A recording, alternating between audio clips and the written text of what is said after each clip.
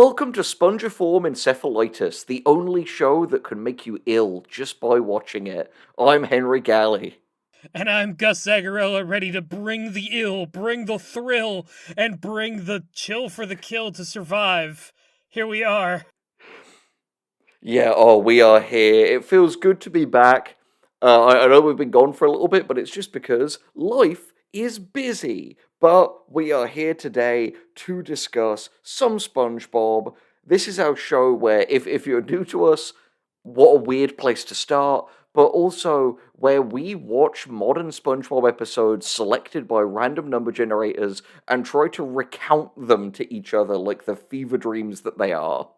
Yeah, it's SpongeBob, boys. You know how it's gonna be. So Henry, you got to take the first episode on this one, cause you got a humdinger, is what Yeah. I've heard So around the so water here cooler. here is the funny thing. Maybe my sanity has finally been broken, but I would say that the two episodes I watched today, both I believe from season 12, were both, in my opinion, legitimately good episodes. Like, I was laughing out Oh, all loud at right. moments that were intended to be jokes. That's wow. All right. So I think we're establishing right off the bat that we maybe had night and day experiences, Oh but no! I'm willing to give this to you because it's nice to just know that hope exists ambiently out there in the world somewhere. Well, I will say that my first episode, which we'll get into now, was definitely pound for pound more unpleasant and strange than the second one, so I think it's a good way to begin. The title of this first episode, I am not kidding, is called Call the Cops.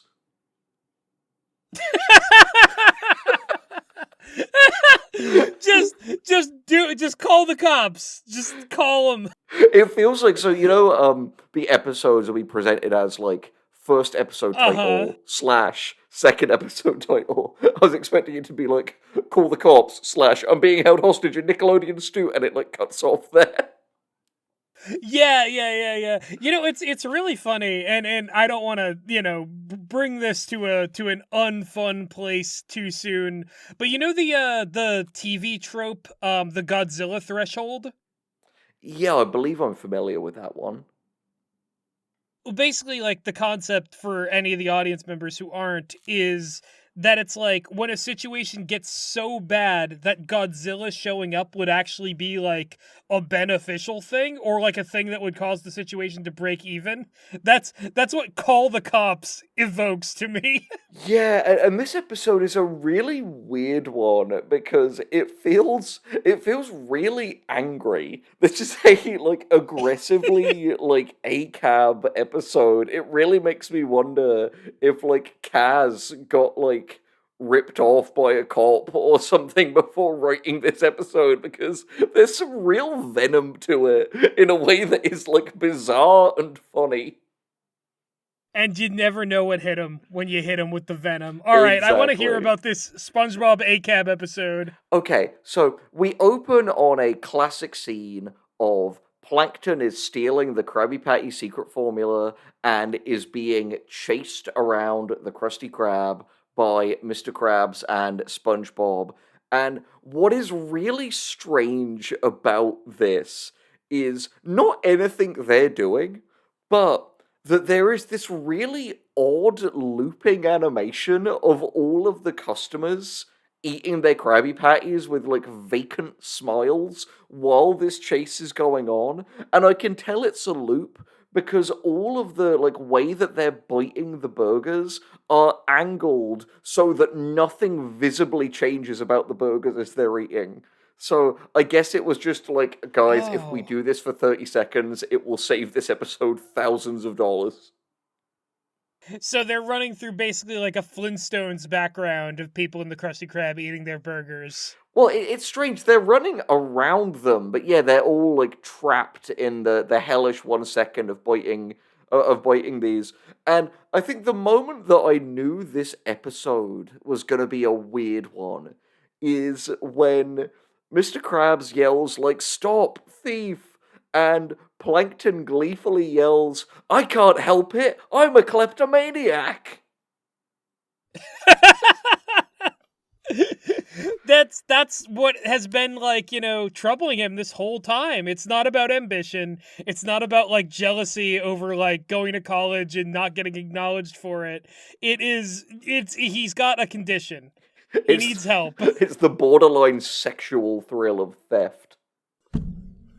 Yeah, exactly. He I mean, he joins the pantheon with Glendale from Centaur World and Marie Schrader from Breaking Bad. I need you to get the formula. Oh, okay, I guess. Formula for what, though? God damn it, it's stealing Marie. Okay, so it gets odder though, because he runs into like a lady cop who is just eating there. It might be Officer Nancy, might be a change design, but she just absolutely like beans Plankton with a nightstick.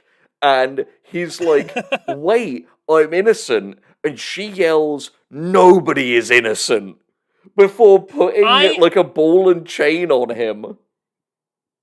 I like to believe that, like, in many ways, that, like, all the old men of Bikini Bottom have the soul or essence of Old Man Jenkins. I like to believe that Officer Nancy is in there somewhere, because she's doing great police work. Yeah, no, she's doing a real bang-up job, as in, if you get in the way of her doing her job, she will bang you up with police brutality. Yeah. But yeah, she yells, nobody is innocent, locks Plankton in a ball and chain, which immediately puts him in the kind of like stripy prisoner uniform. And Plankton literally turns to the camera and says, "Man, this got dark fast." Well, okay, so whoever is writing this is really having fun with, like, the fact that it is self-evidently absurd and weird. Yeah, no, that's the thing. Both of these episodes were written by Kaz, very seasoned SpongeBob staff writer. And again, I think the writing in both, albeit strange, was legitimately very funny in a kind of like wonky off-kilter way. So I have to give kudos in a cosmic there. sort of Yeah, way. in a cosmic sort of way, yes.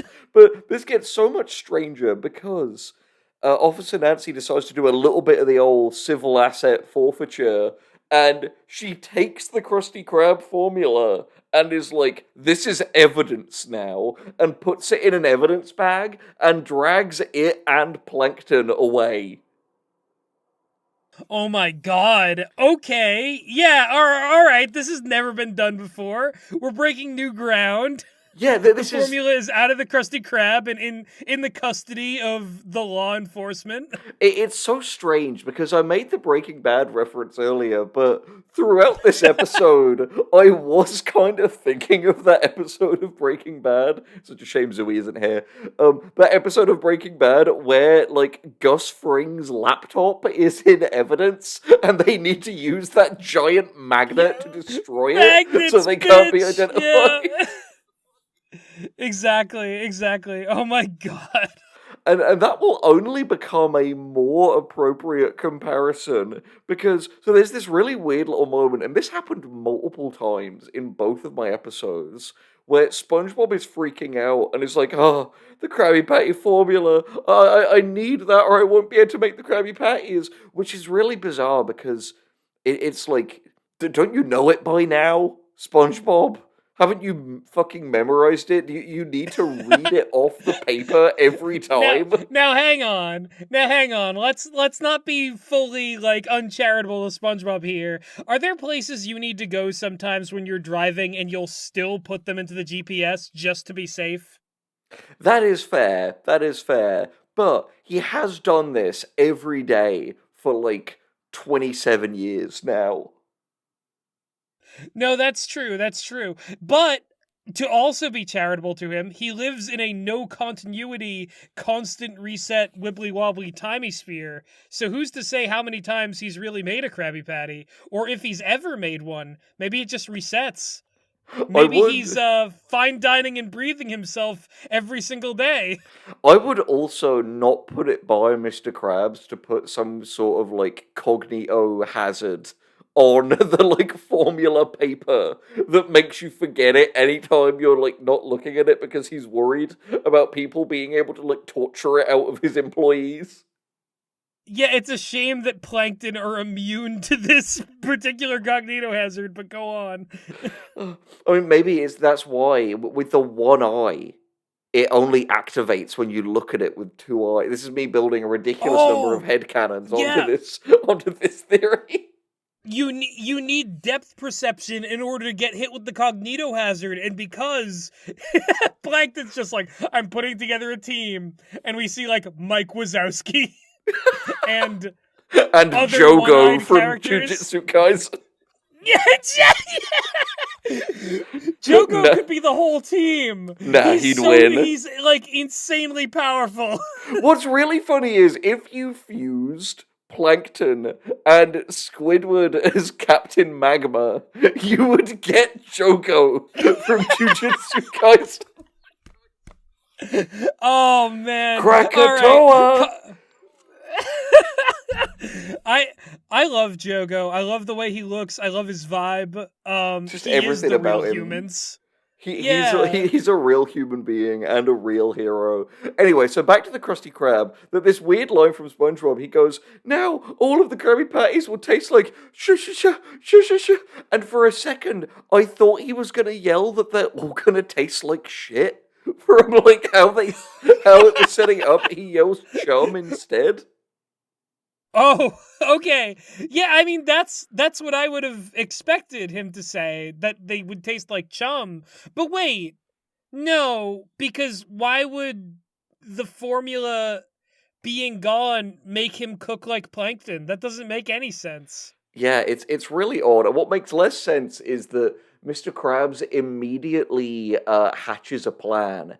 He puts on a disguise with a series of highly detailed close-ups of like a badge and aviator sunglasses and his like belt and stuff. Mr. Krabs has disguised himself as a cop. He's like he literally says out loud, "We're gonna need to go and get this from the evidence locker, and the only way to do that is by dressing like the Popo." All right, okay, Mr. Krabs, hot cop. We're here Yeah, now. literally. And they do this kind of punning battle where SpongeBob is like against it, and it's like, no, no, and it's like there are a number of things. I can't remember the specifics because memory But is they're like, finite. Popo, no, you better be show. Let's Yeah, like go, that kind of go. thing. It's a They're proper. they're uh they're having a little bit of a Jadoon conversation. Yeah, it's a proper you and me getting a little bit lost in the sauce, writing that one Less is More episode with the comedy book. That hey, I think that turned out much better than it could have turned out. Let's be Very, real. very fair. So it cuts to Plankton being booked. They take a photo of him, and then Officer Nancy, I'm just going to call her, comes over, and she's literally holding a mug with the photos printed on it, and he's like, "What's that?" And she's like, "Your mug shot," which, decent visual gag. It kind of got a All little right, yeah, smile out of yeah. me. And she, I also think that would be like way funnier for a kid who is like just learning the term. Like, I'll be real, that would like kill, and you would like always think of that. no, When you're it's getting your mugshot someday. me when I'm booked for arson. Ha, just like SpongeBob. Arson around. The number of times we've referenced that Curse of the Were-Rabbit moment across this I channel's know. lifespan are insane. So again, Yeah. there's some weirdly raw lines in this. He like Plankton gets thrown into the cell, and Officer Nancy calls him a lowlife, and Plankton yells, "You'd live a low life too if you were my height," Damn, Plankton. which is a I get pretty it. good line. Yeah, short kings stand up.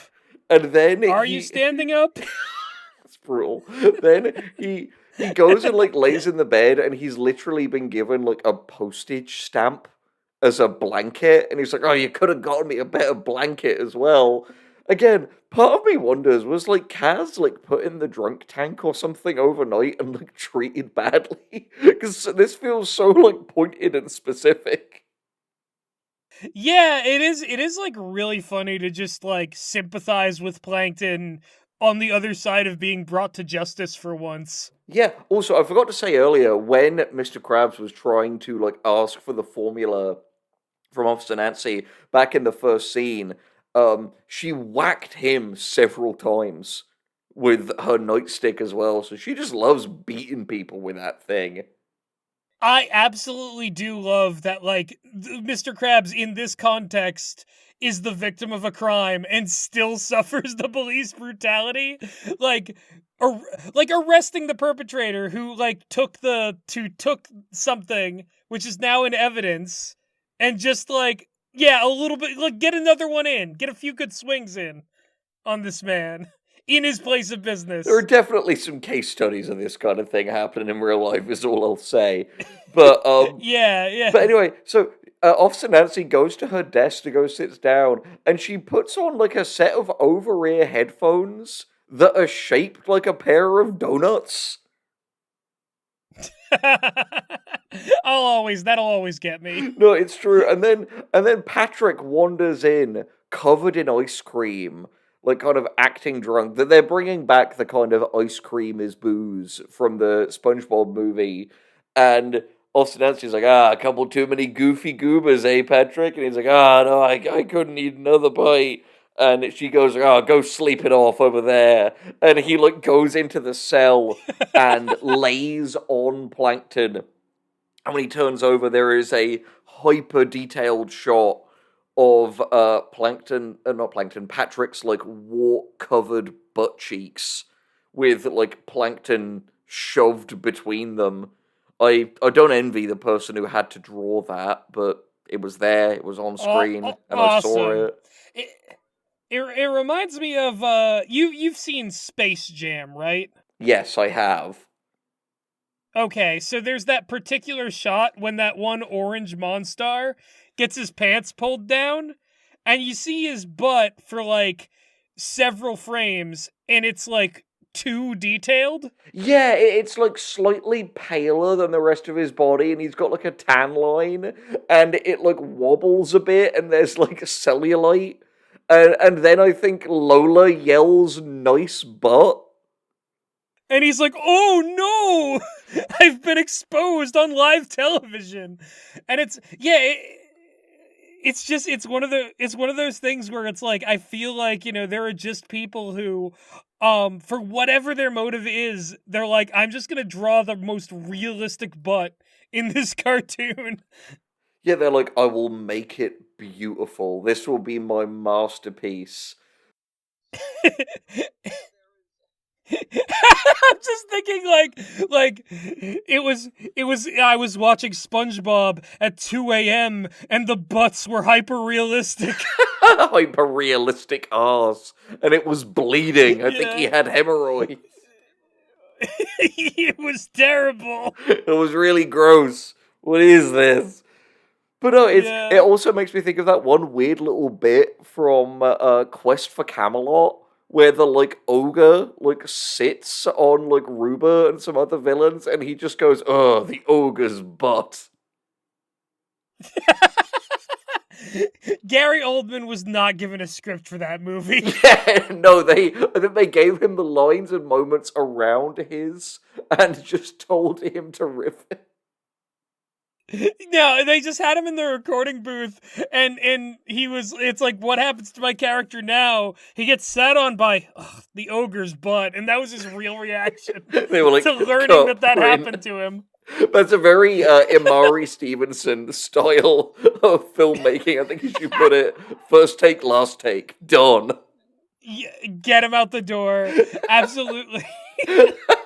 I also can I just say I do love this like trend that happens in later modern SpongeBob, where Patrick will just like randomly like waltz into an episode. Like he has no like connection to any of the events that are going on, but he just kind of like stumbles in or like pops up out of nowhere. Like the fireman one that like Zooey had the last time we were doing that one. Patrick is just there all of a sudden. But it was worth it for the "I'm gonna start fires" line. Yeah, exactly. It's interesting that like Patrick is just kind of this like character who is already like on his own bullshit by the time the other characters find him midway through the episode. Yeah, he's kind of like the Steve Urkel of SpongeBob. He just kind of takes things over more and more over time. Yeah, absolutely. Yeah, he's kind of honestly Patrick's kind of a standout character in a lot of these. Yeah, I mean, that's the thing. You won't necessarily like what he does, but you won't forget what he does. Yeah, he's iconic in the best and worst way. Exactly, the infamous Patrick Star. Anyway, so it cuts to Mr. Krabs and SpongeBob on their patrol in their fake cop uniforms. And SpongeBob goes, "Hey, Mr. Krabs, isn't impersonating a police officer illegal?"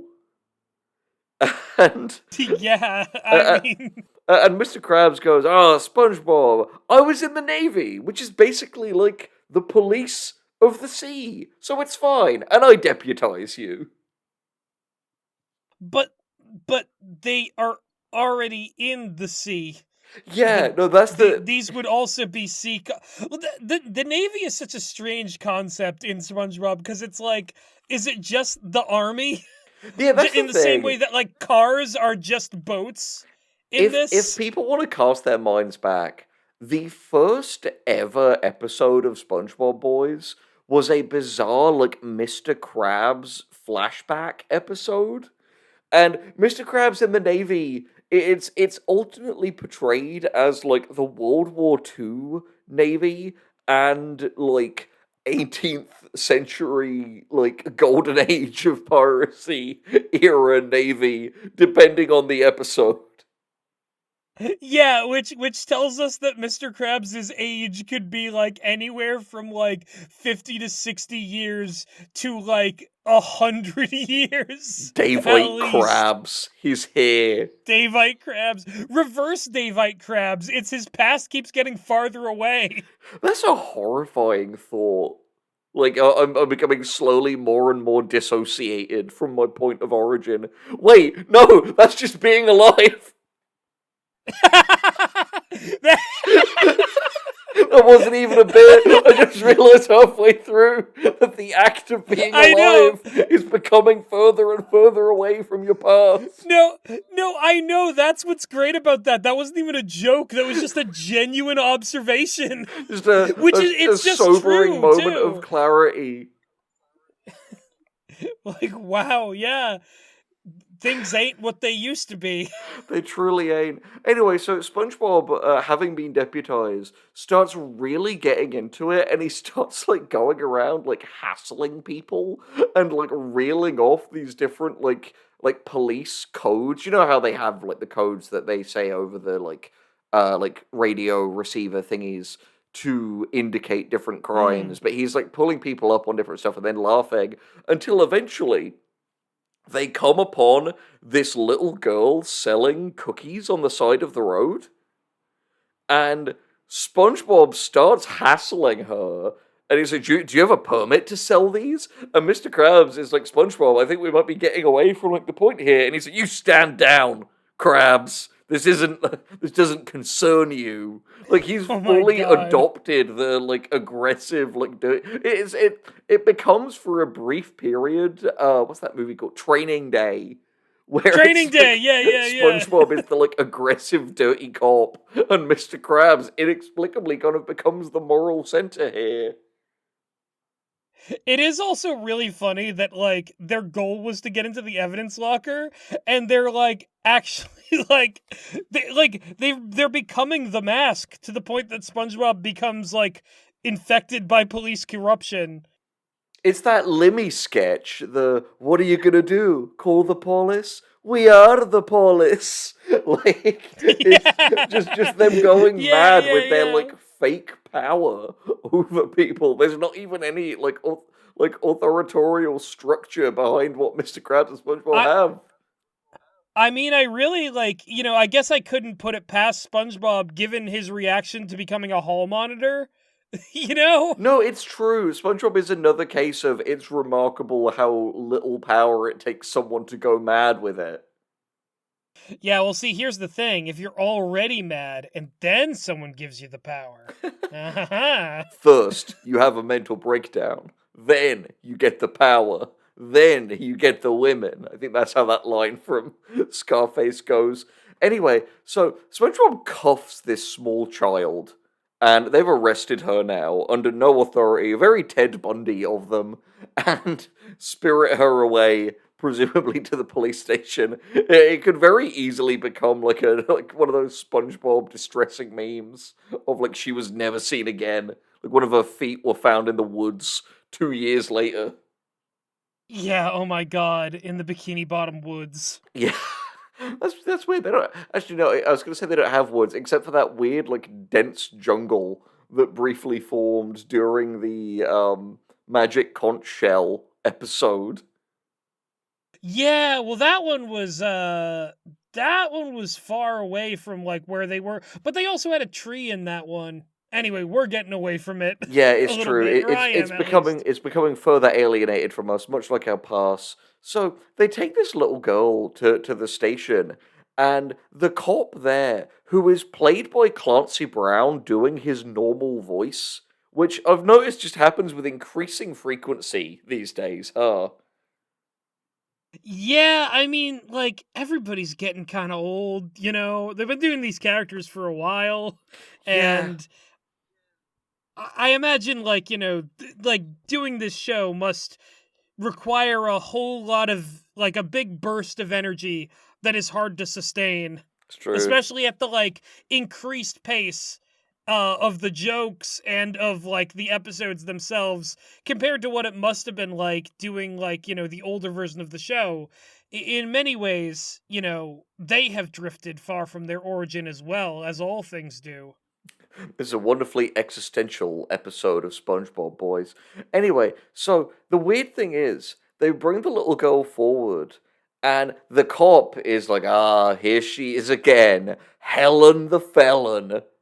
And it's revealed that she's actually like a prolific criminal, and she Oh, is it like that kid in Flapjack who's just like, "What do you mean? I'm 35 years old." No, she is a child, and weirdly, when she bites SpongeBob afterwards, when they're trying to take her into the cell, I had this flash of memory, and I searched Helen the Felon, and she was the little girl who bit the lemonade guy and was therefore put in the cells underneath Glove World in the first episode that we had Zooey on for. It was the same girl, Helen the Felon. Oh my god.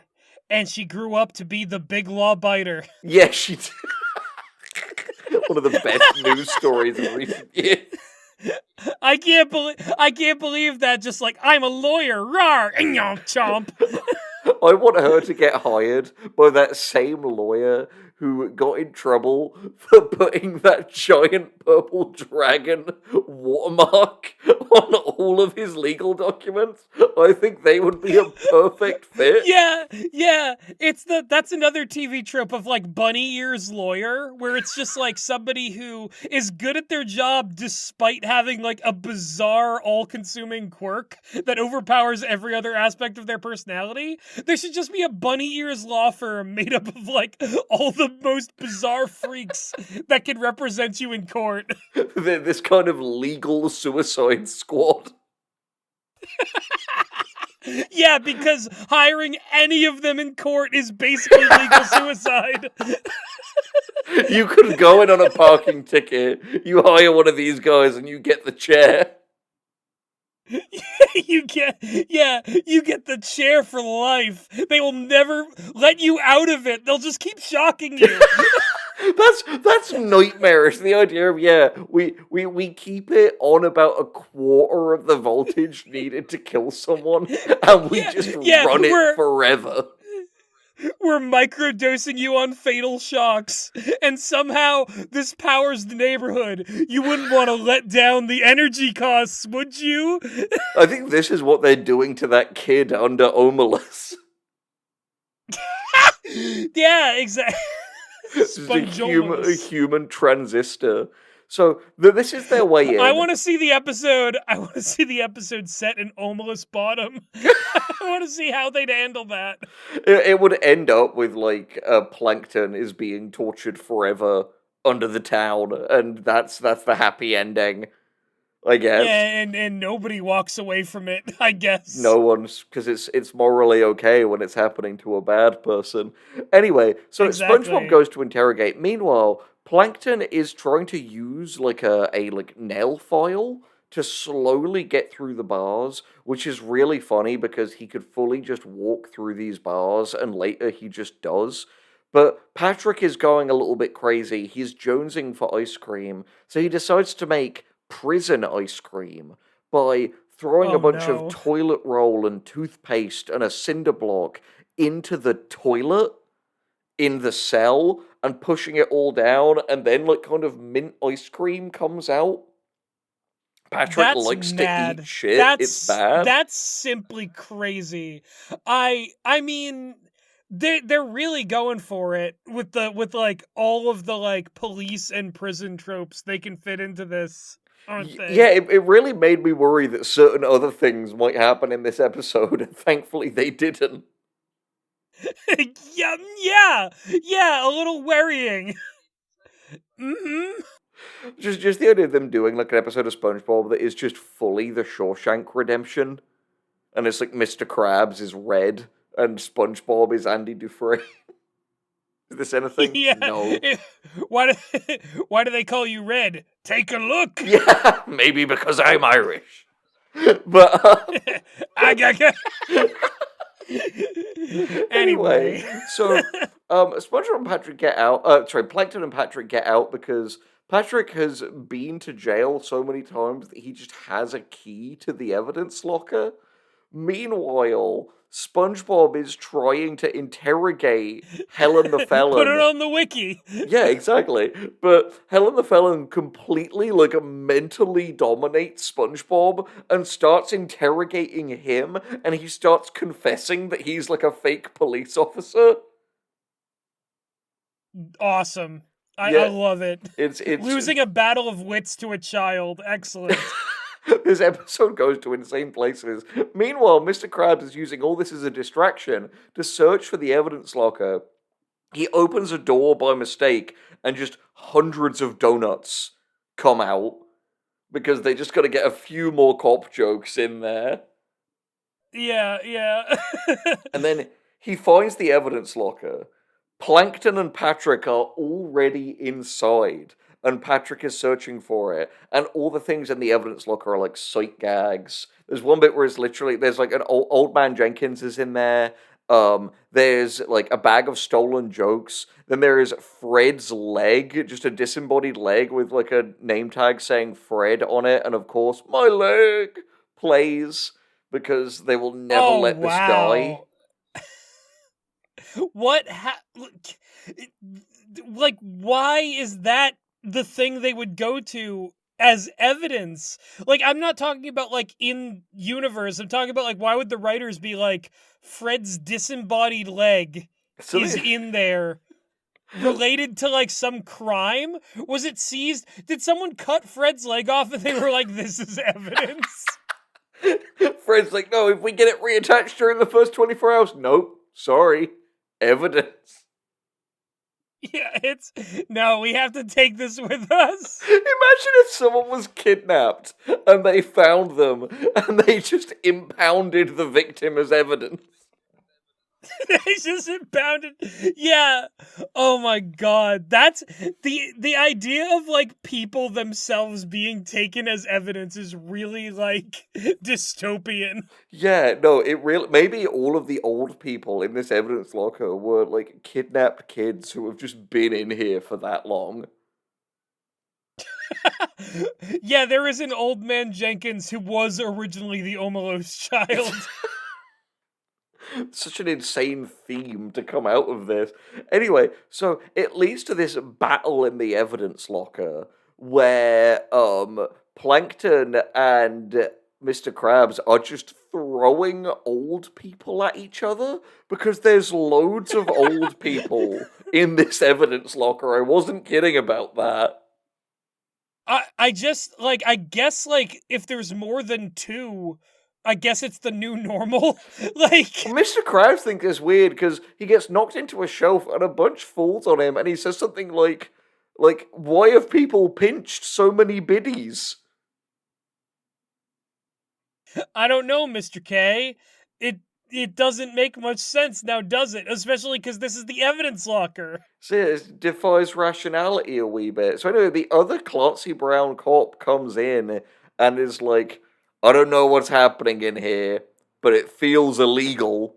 And they all get into a big tussle, and the episode just ends with them all in jail. There isn't really like a final like tag like joke to this episode. It just kind of ends. They're in prison, they're being locked up, and presumably we will get their sentencing at a later date. That was Call the Police, and I'm a little bit obsessed with it.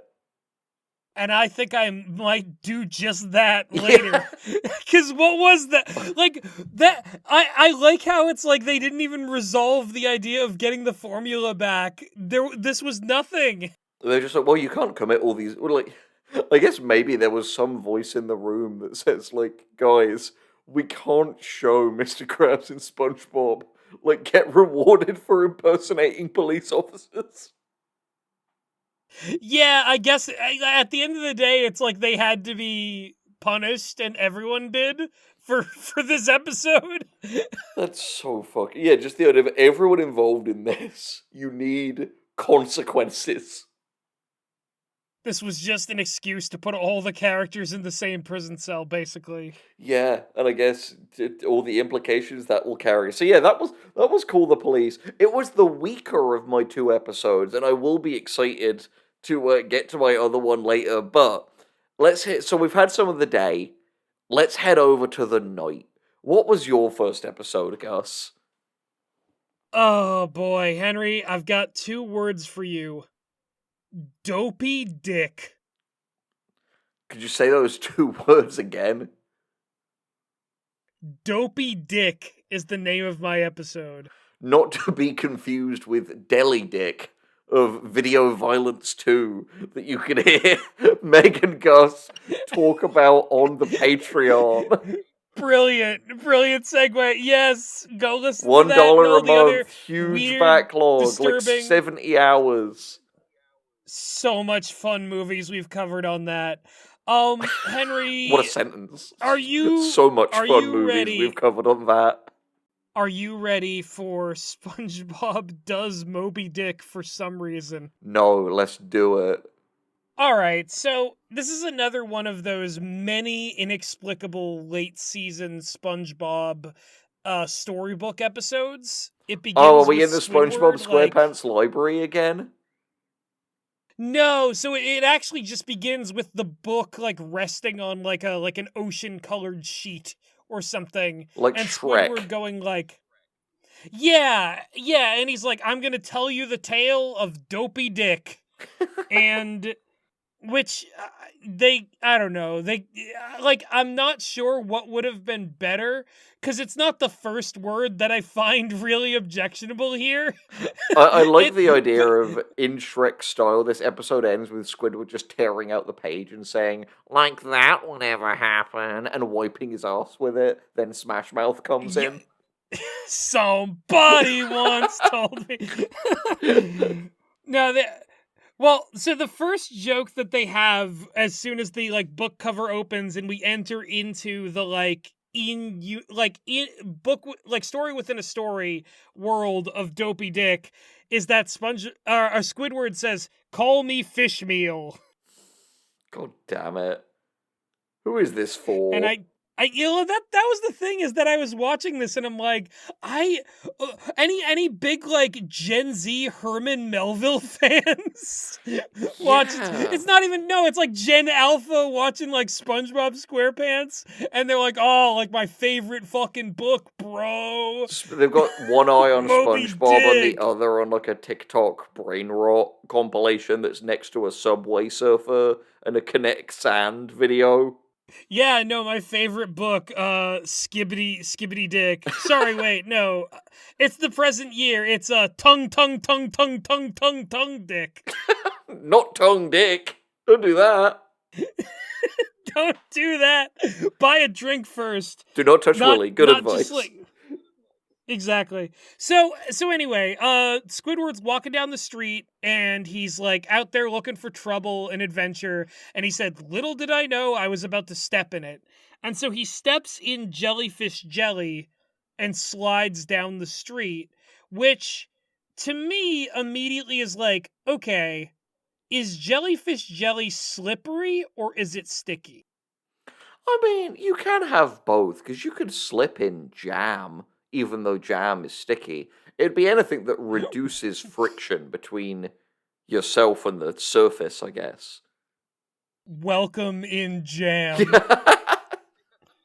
So modern SpongeBob feels like it sometimes. A little bit. But yeah, Squidward slips all the way downtown into the Jelly Squirt Inn, which No. is it's like Dopey an Dick, old jelly timey. squirt in. Come on, guys. Yeah. And so it's an old timey, like, seaside bar inn type place. And the innkeeper is Mr. Krabs in like old timey garb and whatnot. And he bizarrely has like a plankton parrot on his shoulder. It's such a death knell for any show when they start to get so bored of their own premise that they start doing episodes that are like, we're just gonna do random stories now, but it's like our cast members.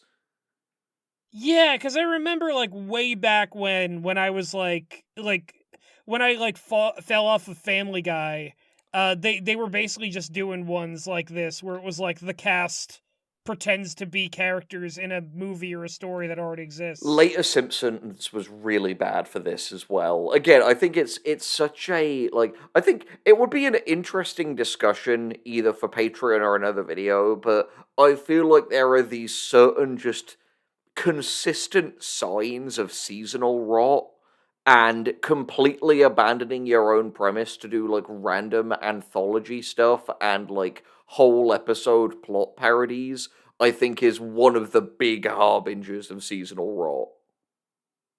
Yeah. Let us know down in the comments if you want us to like look into the causes behind seasonal rot, because clearly we've seen a lot of them firsthand in this series. We sure have. Just let us know. So yeah, so basically, like, we've got innkeeper Krabs and parrot Plankton, who is still capable of speech, but he is like a little plankton-sized feathered creature who like occasionally like ends his sentences with like "Rock." It's weird. I don't know why it is this. Like, if this is a direct reference to something in Moby Dick, please let me know. I've been meaning to get to it and read it. It's one of the greatest novels of all time. I know this, but I haven't read it yet. It's just Mr. Um, Lawrence reading this script and just being like, fucking, sure, I guess. I guess I'm a parrot in this yeah. one. So Squidward tries to get away from these guys, and he gets pulled under a table by Patrick, who is also in sailor clothes. And Patrick tells him about this like ship called the Old Pineapple, which is going to be sailing out to sea. And he says like, "Oh, I hear they're cutting the ship right now." And we see outside they're literally sawing a pineapple in half, and then half of it becomes the ship, which I guess is some kind of sea pun. I guess. Maybe. I guess it's just a way to get SpongeBob's house into this, I assume. Yeah. So the old pineapple is like, the ship, and Squidward doesn't want to go because he always gets seasick, but Patrick bonks him over the head and squid naps him. He's been Which shanghaied Squidward again. Yeah, so Squidward later says, like, I've been squidnapped aboard the old pineapple as it's out at sea, and Patrick says, oh, I'll show ye the ropes. And then he starts doing a bunch of, like, this is the big rope, this is the small rope, this is, like, the happy rope, and he, like, does, like, a smiley face, and he's like, this is the sad rope. And it's a And this noose. is the... Yeah! Oh my god. That'd be so fucked up, but it would make me laugh. This is the sad rope. This is the sad rope. The Nickelodeon executive who's like looking at that storyboard is like, I don't know. I don't know about this one. And then zombie Jeffrey Epstein goes, nah, bro, put it in. Put it in, I dare you. Okay, Jeff. Whatever you say. It is your cursed half-life that allows us to exist. So Patrick chews on the licorice rope as well. That's like the last one. And he just eats licorice in front of Squidward, and Squidward is like freaked out by all of this. But also we have SpongeBob here as Captain Spongehab. Of course, naturally. So, like, is the whale a whale, or is it... Oh, wait. Oh, God. Is it going to be Pearl? No, that would be very bizarre. That would raise a lot of weird implications. All of this is very bizarre. No, I'm aware. But the Dopey Dick, of which the title references, is in fact a giant white jellyfish. It's a giant white cock flying through the waves. You can't see that. They brought us here when they named the episode Dopey Dick. No, exactly. And so Spongehab is like, oh, the great white jellyfish, Dopey Dick. And he's got a spatula for a leg and a fake beard, which he like has to like readjust and put back on to his face. But also, like he basically says, like, we're going out to get this thing. And Squidward's like, is it because it's the jellyfish that ate your leg? And SpongeBob reveals, oh, no, my leg's just fine. It's, like, scrunched up in the pant leg. I just like walking on my spatula. It's a congenital birth defect. My mum did thalidomide when she was pregnant with me. Yeah, you dick. Yeah, that's incredibly insensitive of you to have said, Squidward. Maybe I just like hunting whales. What's it to you? You're getting paid. Yeah. That's so funny of just this idea of, like, some weirdo just paying through the nose for some, like, vanity whaling project. Yeah, not really the stuff that, like, the great American novels are made out of. Yeah, no, not the kind of, like, tale of, like, obsession and futility and man versus nature. Just, like, some weirdo on a boat wanting everyone to roleplay with him. Yeah, and I think in a weird way, the fact that like SpongeBob's beard is fake and the leg isn't a real missing leg, and he has no apparent ill will towards Dopey Dick, all of that like really, and this is a bizarre and crazy thing to say, but all of it really made me be like, oh, this is barely in conversation with the thing it's parodying, huh? This is really not making the most out of these themes. It just made me be like, I think I understand less about the apparent themes of this book than I would have. I love that, like, this was just, like, do you know what's really funny about this? It's simultaneously bizarre that they did this, and bizarre that it took them this long to do this. Yeah, because I also feel like the characters are all misplaced because, you know what? They actually kind of already did their Moby Dick episode with the clam that ate Mr. Krabs' like first dollar. Or millionth dollar, or whatever that was. That they did like a mix of Moby Dick and Jaws in that episode. Yeah, yeah, and it was like way more novel and also way more specific to the characters. It like, yeah, okay, like that is such an obvious seasonal rot thing where like now we're just doing Worse versions of pre-existing episodes.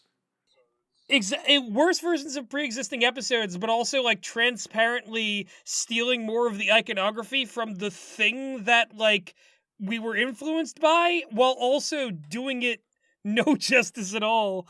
Um, the the thing is, the crew of this ship is anchovies, like the kind of like meat Yep. fish, which is kind of interesting. I haven't seen those guys in a while. Yeah, it's been a bit from the first episode.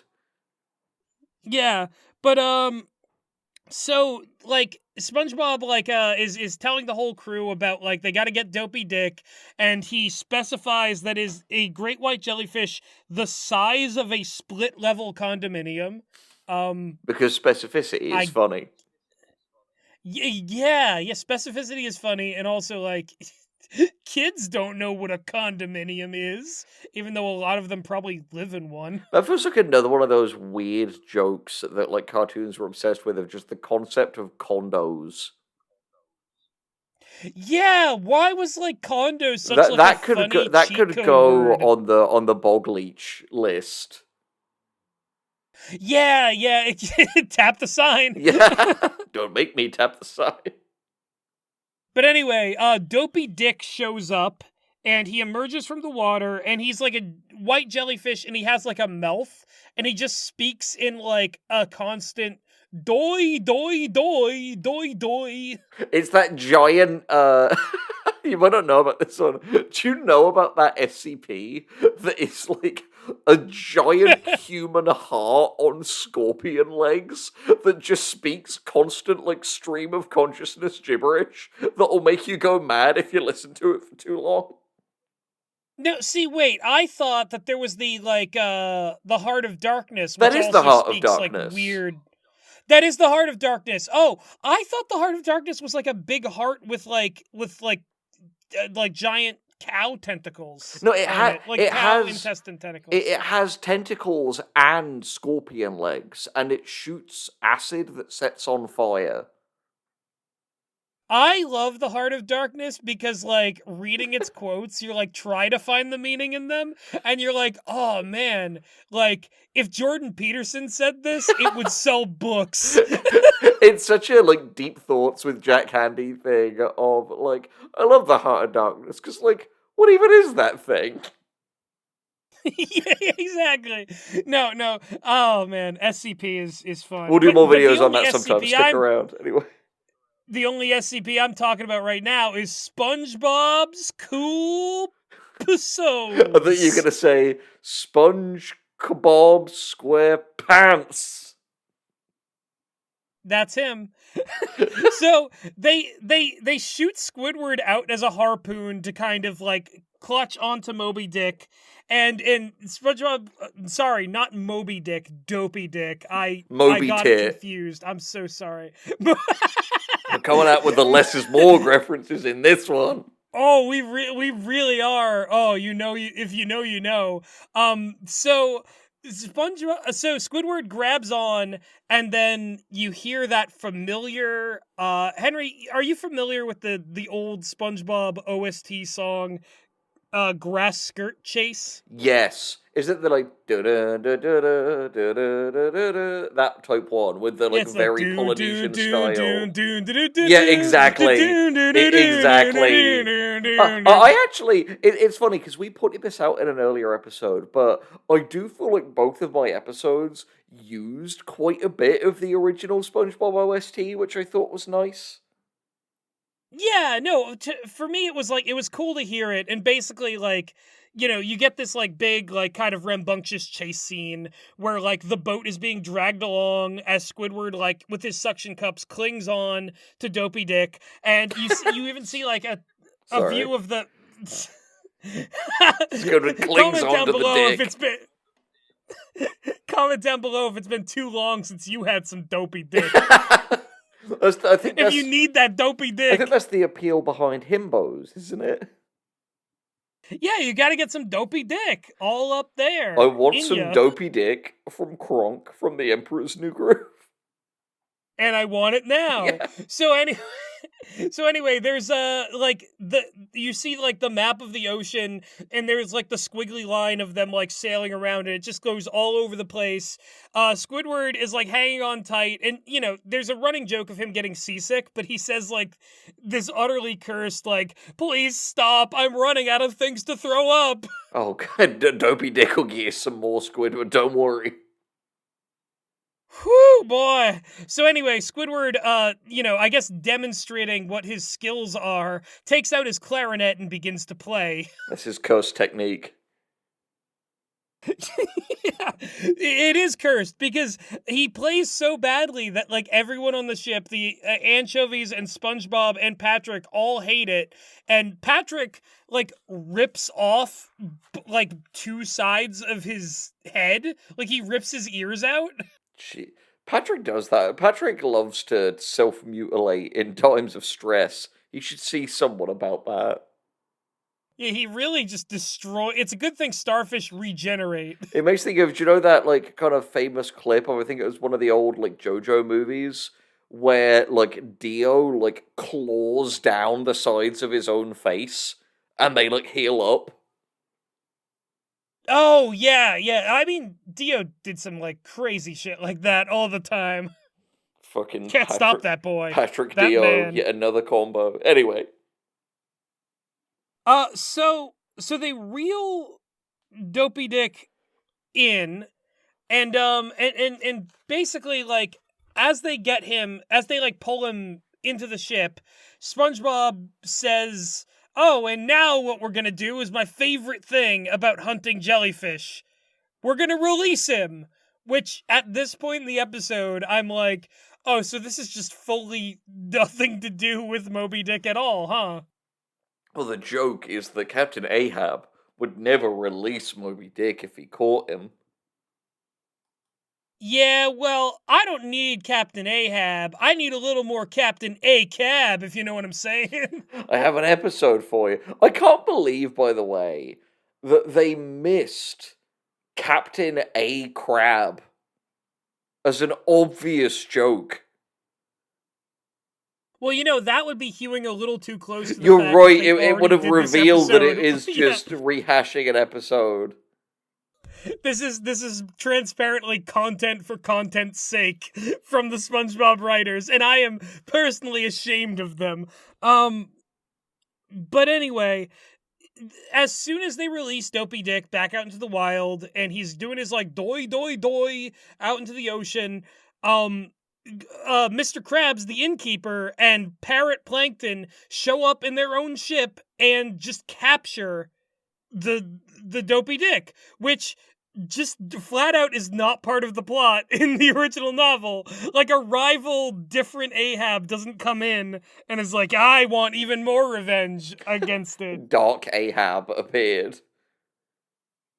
Yeah, so at this point the plot has gone fully off the rails. The anchovies betray them like in jump ship because they actually wanted to capture the Dopey Dick. So they go over and they like join forces with Krabs and Plankton, and SpongeBob says something about it being a reverse mutiny, which I do not understand because I think it's just a mutiny. Yeah, it's like, no, that your crew is betraying you. It's a mutiny. Yeah, it's been a mutiny. And then as they're like escaping with Dopey Dick, Plankton says, "Hey, fake beard, put this in your poop deck," and shoots a cannonball at their ship.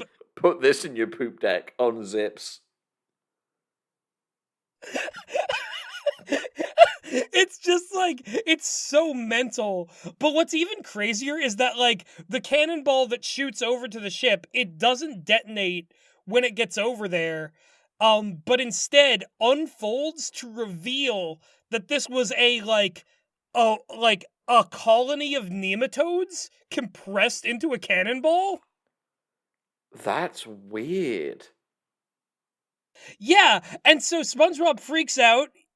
He's like, "Nematodes!" And the nematodes devour the entire ship. and disappear because it's a pineapple, which is actually a kind of insanely cool callback, Yeah, if I'm being real. I also think, callback aside, that is an idea that like just kind of goes hard. Like like if you were to like transpose it into say like a sci-fi setting, for example, like a Mm-mm. projectile that suddenly releases like thousands of like nanobots that start like taking a ship apart atom by atom is really cool. Yeah, like or even like like if it's like a wooden ship, like releasing like too many termites to kill would be insane. Like like honestly, It's I thought that biological was like warfare. yeah, no. So the nematode cannonball, I'm like, that's pretty sick. That was cool. And so they devour the ship down to just SpongeBob and Squidward and Patrick on a single slice of pineapple, and they have to like row it after the other ship. Squidward also does like a Jaws reference in the we're gonna need a bigger pineapple, which like, if you're gonna rip them both off again and more, you might as well just fully do it. Yeah, again, it's one of those ideas of just like, man, you did this before, but it's like they had this realization of like, wait, the kids watching that now didn't see this first episode. Yeah, most of the people who saw that episode back then are dead now. Yeah, they saw the sad rope. after the after the accident.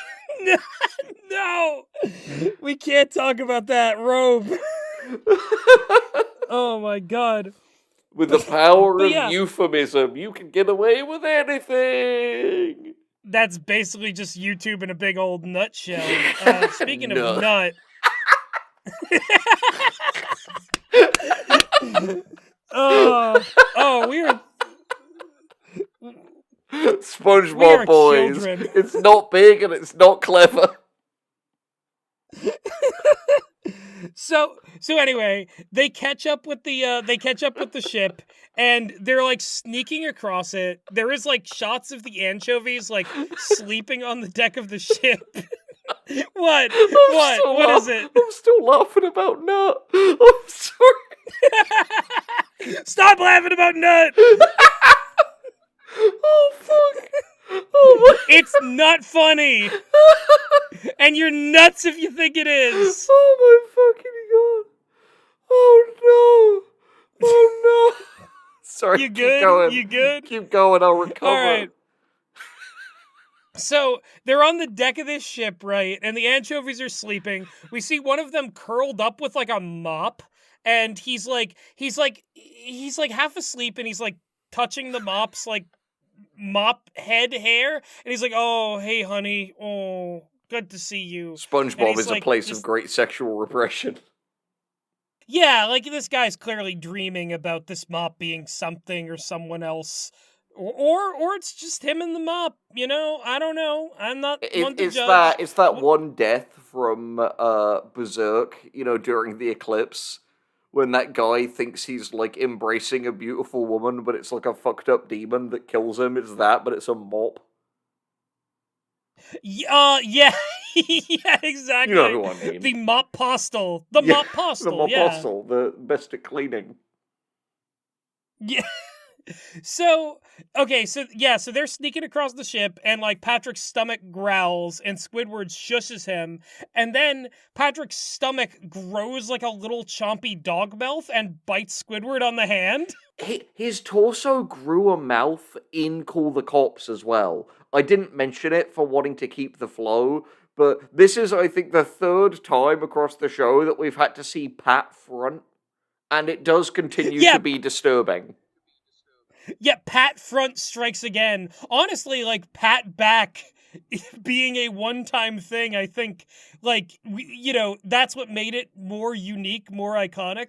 But Pat front is a continued menace to society Yeah, that Pat needs to be front is dealt just with. a mutation that we're seeing overtake Patrick more and more. Exactly. Yeah.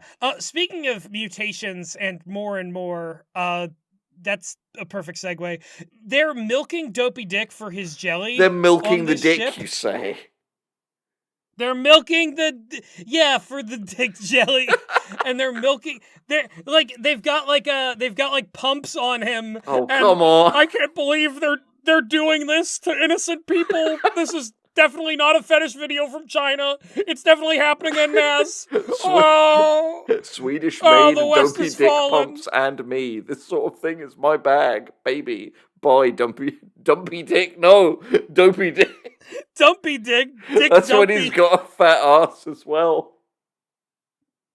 Fat ass, a big dick. Oh God, he's the full package. What more? What more could you have?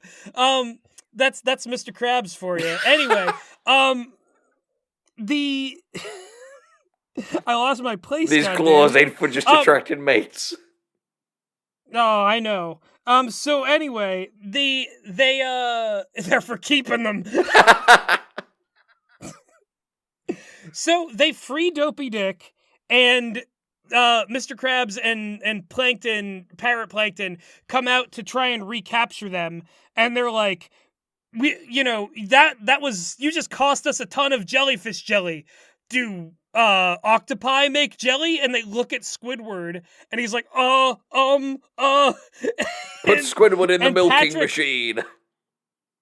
And Patrick slides under between Squidward's legs with a bucket and goes, come on. Do they?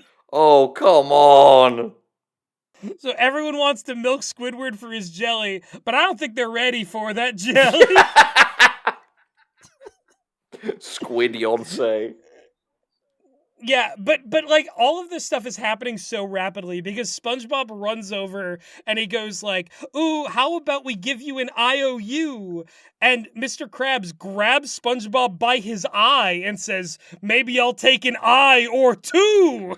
Like, how long is this episode? This feels like it's been happening for an eternity. There is so much occurring. So I'll tell you this, Henry. Dopey Dick is a 15-minute episode. It is a 15-minute episode. I was saddled with a second episode that is 5 minutes long. So that is the explanation here. I kind of buried the lead on that one, I guess for a plot this important, you've got to go a little bit longer.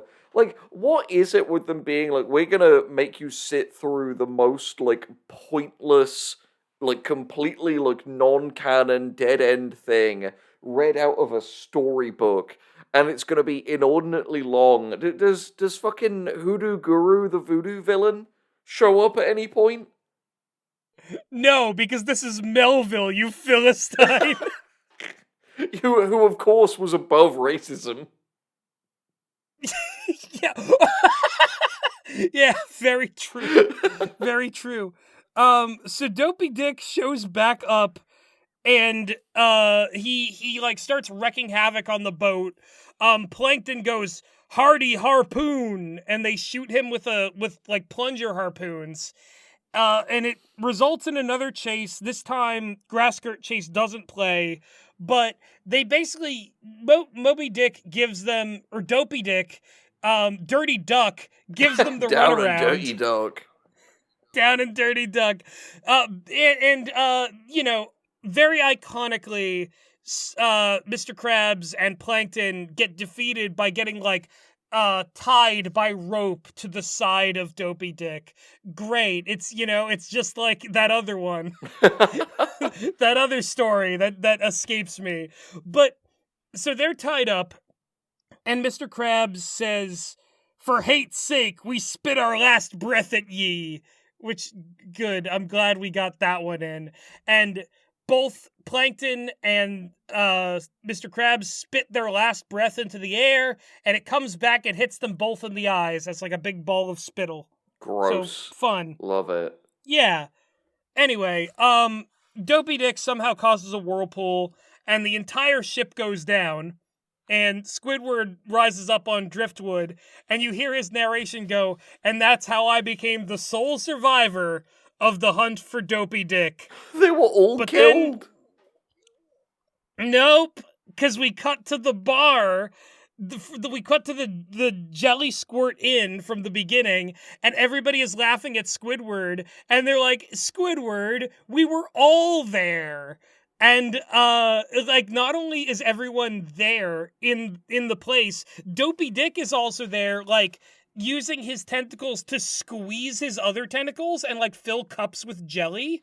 It doesn't look right. It the way he's it just doesn't. I This don't must like look any like bit of the it. League of Villains bar from My Hero Academia, of just all these just bizarre character designs hanging out in a pub with like a freaky eldritch bartender. Yeah, and one of them is more familiar than I was expecting, because we got the anchovies throughout this episode, but in the background, not with any official lines, but just kind of laughing at Squidward, is Kevin the Sea Cucumber in old-timey clothes. Of course, naturally. Gotta have Kevin there. Glad to have Yeah, you why back. not? But at the same time, they didn't got to, and that's what's weird about it. So Squidward gets mad because he's like, it's my story, I can tell it any way I want, I'm the hero of the story, and he leaves and does not, like, I think he gets a bunch of jelly dropped on him or something after Dopey Dick is like squeezing jelly into their drinks, and the book closes, and the episode ends, and I'm looking at the sad rope again. They just say, hey, come on, there are worse ways to kill 15 minutes, right? You could have been watching Teen Titans Go. Exactly. I wish Teen Titans would go to the polls. Oh, They're too man. young to vote, Gus. They're teens. Yeah, well, at this point, I don't know what this show is for, who's it for, who's out there. It's Is hard there to anybody say. out there? Yeah. But anyway, that was Dopey Dick. It 10 out of certainly 10 fucking would, was, wasn't it? So, yeah. this next episode, my second episode, which I think was legitimately a really good episode with a bad title, it was called Surf and Turf, which is really odd because it, like, I get that, like, the pun is on the, when you have mixed meat and fish in a meal. There's no surfing in it, nor is there, like, a turf war. So I don't really know why it's called that, but it's a good episode. Yeah, okay. Is it like golf or something? Because there's like turf in that. No, it's so much odder than that. But before we get into that, I will briefly say, not going to give you the whole spiel, but if you want to hear some rating that me and Gus and other people on this channel have done, go check out the 2Ks, which is to say, the Kingmaker Histories and Killjam Triple X, our full cast fiction audio dramas. They were a lot of fun. We think you'd get a lot out of them. And if you're someone who is a fan of Warner and also listens to these shows, tell people that you should go listen to them in the comments. Evangelize for us. Yes. Anyway. Yeah, do it. And also, we promise not to release a third show that begins with K, because that would be awkward. It really would. It will just be the 2Ks plus other shows. Anyway, back into Surf and Turf. So, this episode, the premise is Sandy is trying to win a ship in a bottle competition. Oh no. Like, I'm already just like, really, guys?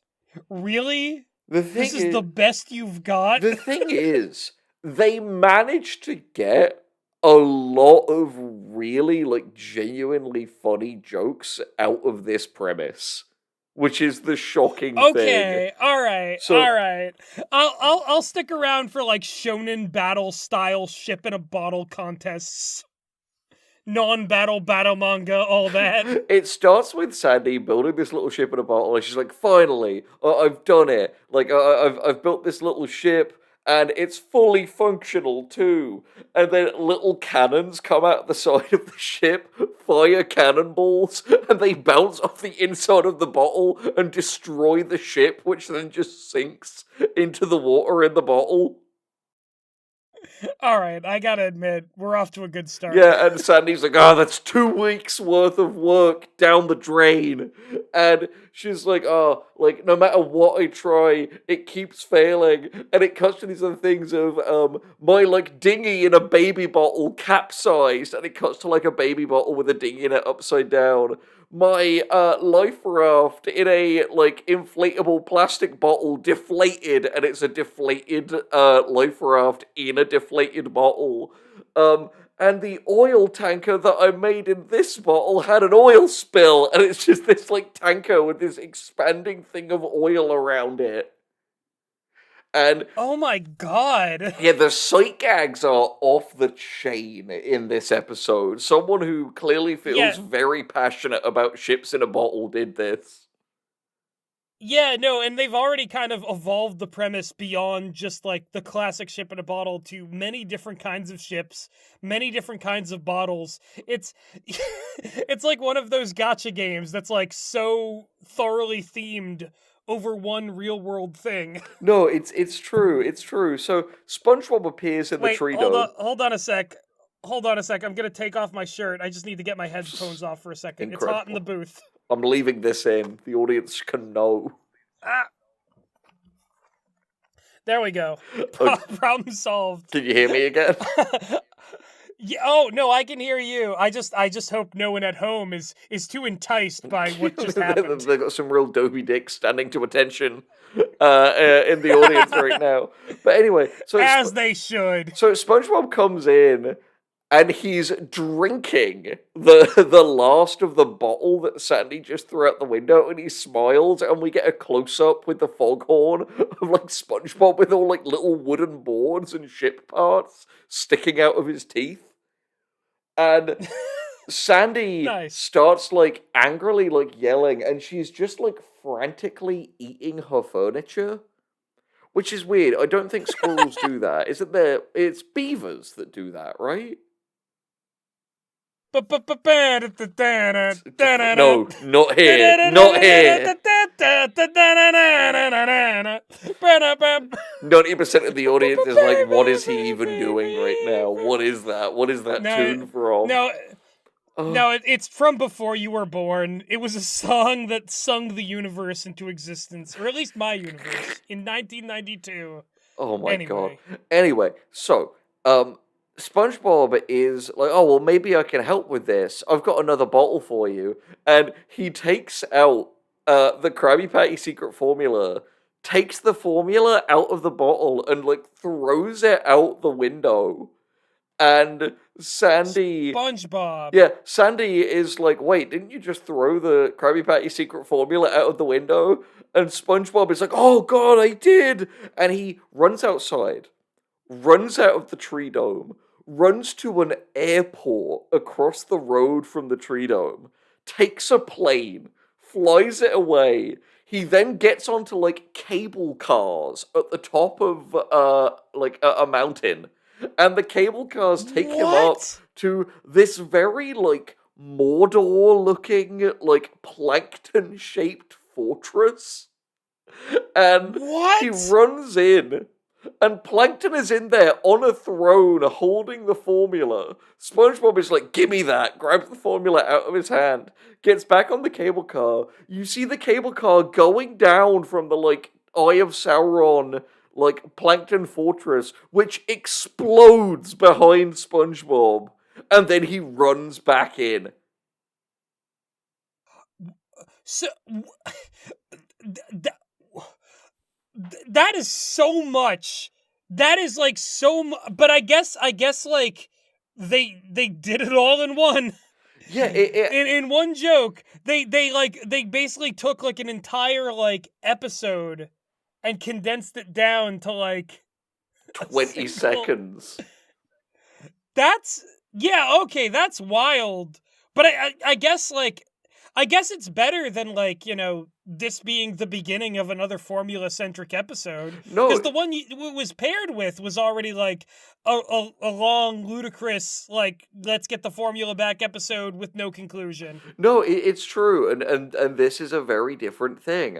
So, SpongeBob's like, oh, by the way, while I was in there, I got this bottle. And Sandy is like, okay, I'll do another one in here. And in the process of Sandy making it, SpongeBob like knocks the table or something and it's destroyed in there. And Sandy goes crazy and starts like gnawing her house to pieces again. And then SpongeBob is like, wait, maybe Mr. Krabs could help us with this. And Sandy is like, well, what does Mr. Krabs know about any of this? And SpongeBob is like, Mr. Krabs was in the Navy. And in another really funny sight gag, SpongeBob pulls out this like framed photo he has.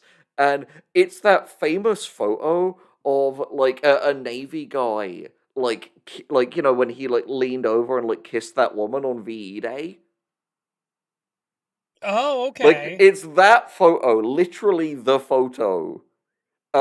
Except Mr. Krabs kissing a big bag of money in a Navy uniform is drawn over the guy in it, but it's otherwise all live action human people around him, which I thought was a really Oh funny my. 1 second gag.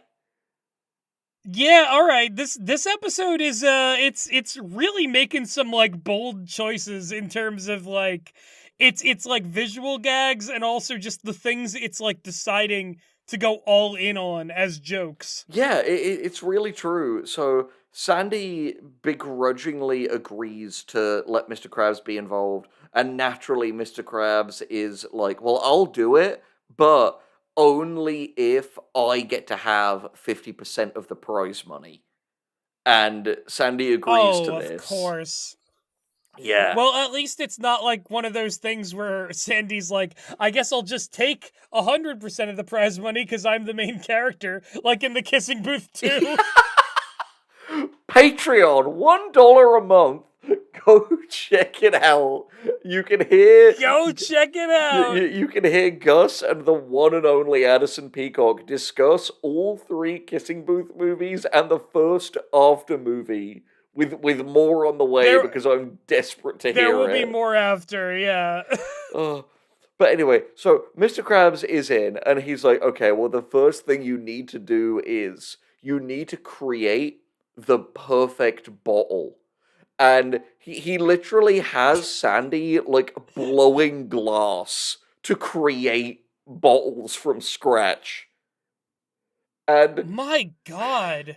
and Like, okay, I don't want to be rude because like I obviously this is all going someplace, but it also feels like okay, but when is the actual episode going to begin? Like when is this going to be a bottle contest? Why are we doing like SpongeBob goes to rescue the formula from Plankton and then get Mr. Krabs involved and then we have the glass blowing like training montage. Like, what is next? well, there's this again a legitimately really good gag of Sandy keeps making these different bottles, and Mr. Krabs is like not good enough and smashes them with a hammer each time.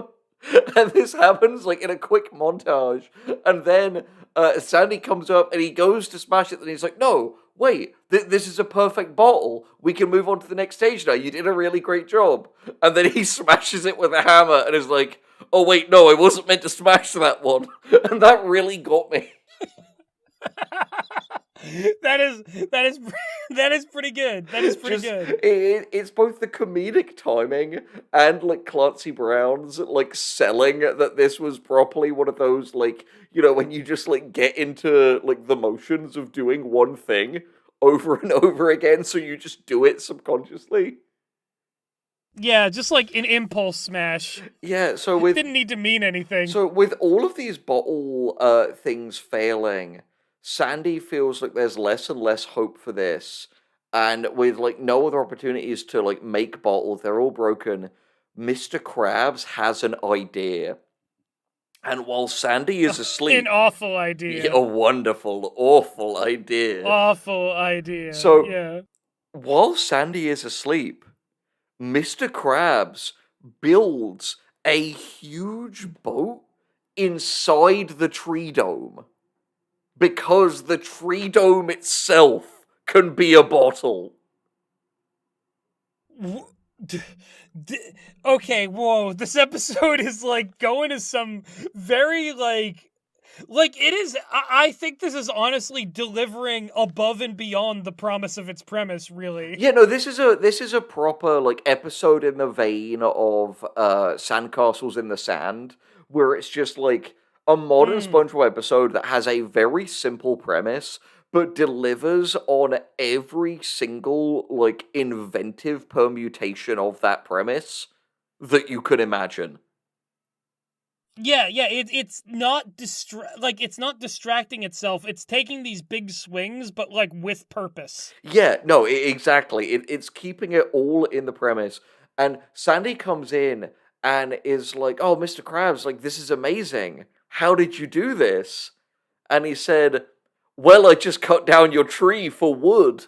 And she looks at it and sees the tree is gone and all of her personal items are like built into the hull of the ship. Oh no, And Mr. Krabs, that is really it funny is. though. And then Mr. Krabs, who is fully just the out and out villain of this episode, is like, well, since I built it, I think I should get 100% of the money.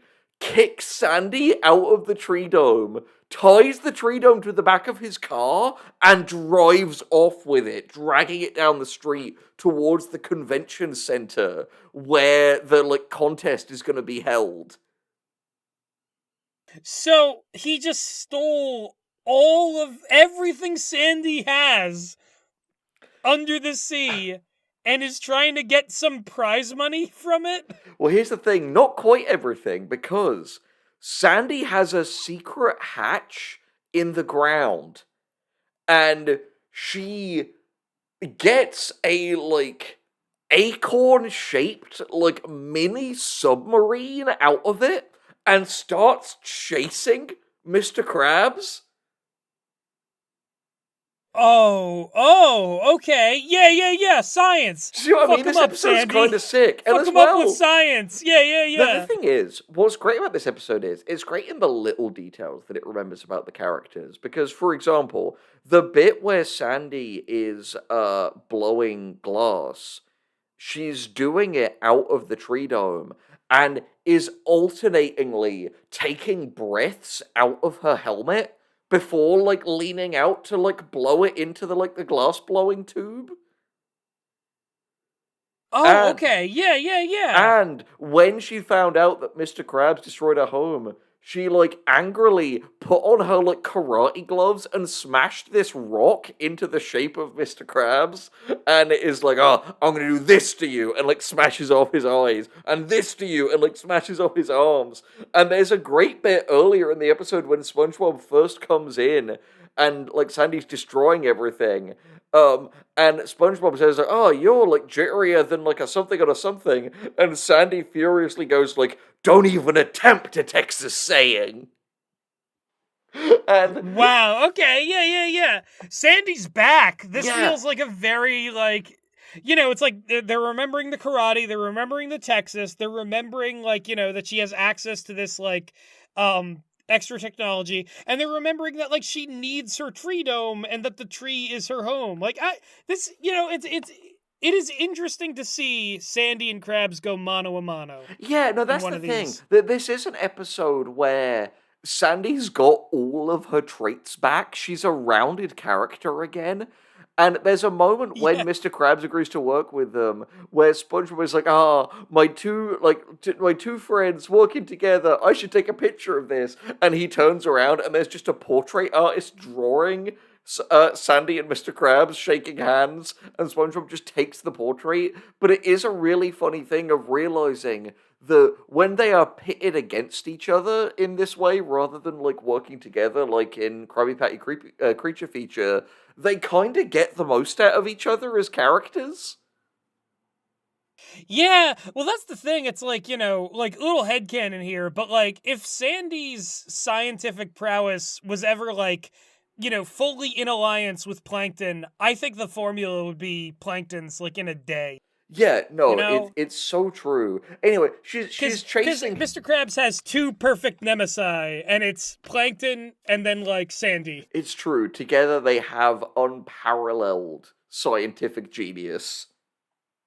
Yes. Anyway, so there's this just really funny chase sequence where she's like chasing him down, and she picks up this big like handful of acorns, and she's like, "Ah, this was gonna be my lunch, but now's a great time to start a diet." And she like shoves them into this like hatch on the control panel, and her submarine starts firing acorns down at Mr. Krabs' car as he's like driving away. Yeah, yeah. And Get him. And she drives down and just lands her acorn on the top of his car. And she like gets out of it, and it's like, crush Mr. Krabs.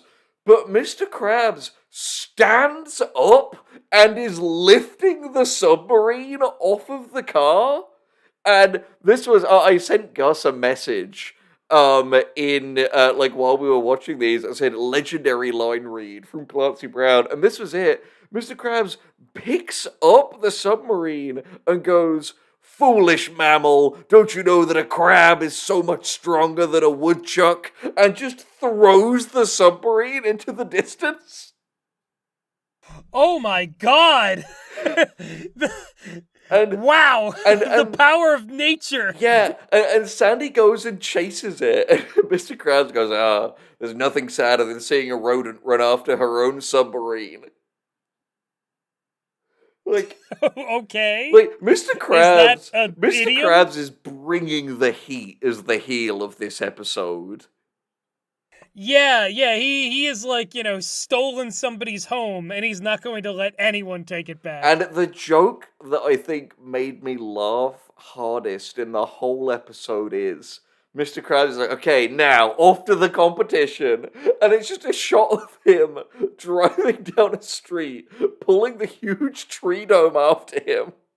And it's just exploding people's cars in their driveways as it's just smashing into them as he's pulling it along. And that just really got me. Yeah. Oh, like that is really funny. Just like the fallout and property damage of this like wacky hijinks. Yeah, like, again, let it never be said that me and Gus sort of just have, like, nostalgia goggles and just automatically think old episode good, new episode bad. Because when a new episode is really good, like this one is, we are more than happy to sing its praises because we just like when things are good at the end of the day. Yeah, and also like, it's like with stuff like characters getting like being like the butt end of jokes sometimes, or like having bad things happen to them, or like just collateral damage affecting Bikini Bottom. That stuff happened all the time in the old episodes. Like you won't catch us being like, "Oh, this is too mean spirited," in the way that like certain other reviewers might like double down one on of the that stuff. funniest classic SpongeBob jokes implies that the whole town beat the shit out of an old man for nothing twice. Yes, yeah. No, there's that one, and then there's also like, "We did it, Patrick. We Patrick? saved the city." Yeah, no, SpongeBob was never immune to like getting comedy out of like ridiculous carnage occurring. Anyway, so it cuts to the competition where the where the like judge is like walking around to different people's like ships in bottles, and SpongeBob is there, and the judge walks up, and SpongeBob just has a little bottle that has like a little pear in it. And the judge is like, "Well, this is highly unusual." And SpongeBob goes, "Well, I guess I'm just still waiting for my ship to come in." And like a like rim shot plays, but then the camera pans over to Patrick standing over to the side, doesn't say anything. He's just got his arms crossed and just shakes his head shamefully. Oh my god. That's I love a good like, no dialogue reaction based joke. Yeah, no, something like that is great. And then it cuts off to the corner of the room where there's this little boy in like a big admiral hat with his dad, and he's got this like little ship in a bottle, and he's like, "Do you think we're gonna win, Dad?" And the dad goes, "Well, son, all I can tell you is that hard work is its own reward. But I think we've got a pretty good chance. I'm proud of you, son, or should I say, Admiral, and they both smile at each other, and then Mr. Krabs smashes through the wall and destroys Oh everything. no. Oh no. It's a really good Oh! gag. Yeah, no, that is pretty good. Are they implied to be dead, or do they survive They this? survive, but it just like Mr. Krabs coming in with the tree dome destroys literally every other bottle in the building. Oh, yeah, okay. I mean that'll do. So Man, that that like on that day they received a grim reminder. just Mr. Krabs is just a really good villain in this episode. He's just a I mean, really he funny bad guy.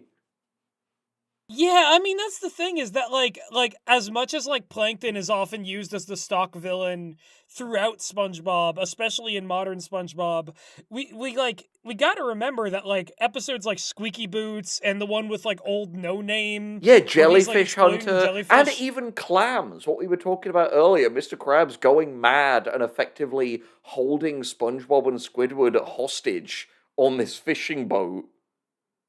Yeah, Mr. Krabs does really make a good villain when he is like allowed to Yeah, be. ditto And for isn't just like yeah, like it's I think the like the Drayton Crab stuff like comes in where it's like the episode's conflict is not about the morality of Mr. Krabs or like his actions directly. We just hear terrible things about the way he runs his business and then like we just move on. yeah, like And that's the whole joke. Drayton Crabs is when Mr. Krabs is just ambiently being a terrible person in an episode that's not about that. When the show knows he's a villain and he's playing the part, it can be so funny. I think another really great example is the episode where SpongeBob and Patrick have to like paint Mr. Krabs' house, and they're worried that he's gonna like mount their butts on the wall for getting a tiny bit of like paint on his first dollar.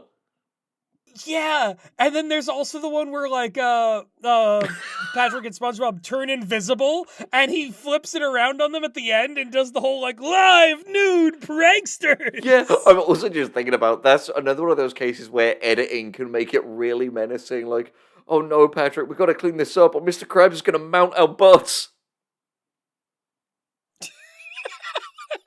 You can't do you can't He's gonna you pull out can't his do he's gonna that. pull out his dopey dick. Oh my god. That's good. And then he's gonna give us 40 lashes. Oh no.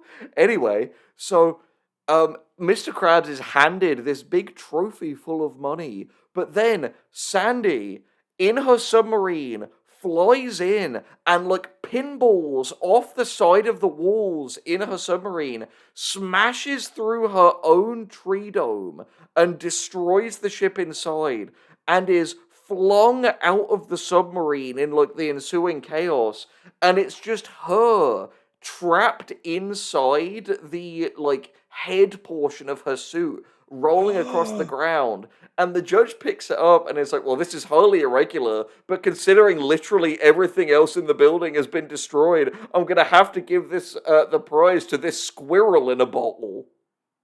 So Sandy She wins. became the art. She Yeah. became the prize winning. Wow. Okay. Yeah, what an upset. And the tag of the episode is um back in the tree dome, which is in its proper place with like plastic like taped over the hole. Sandy is like reclining on a deck chair while Mr. Krabs is rebuilding Sandy's tree by hammering all of the boards of the like destroyed ship together. And he's got like a ball and chain around his ankle and like a metal collar around his neck.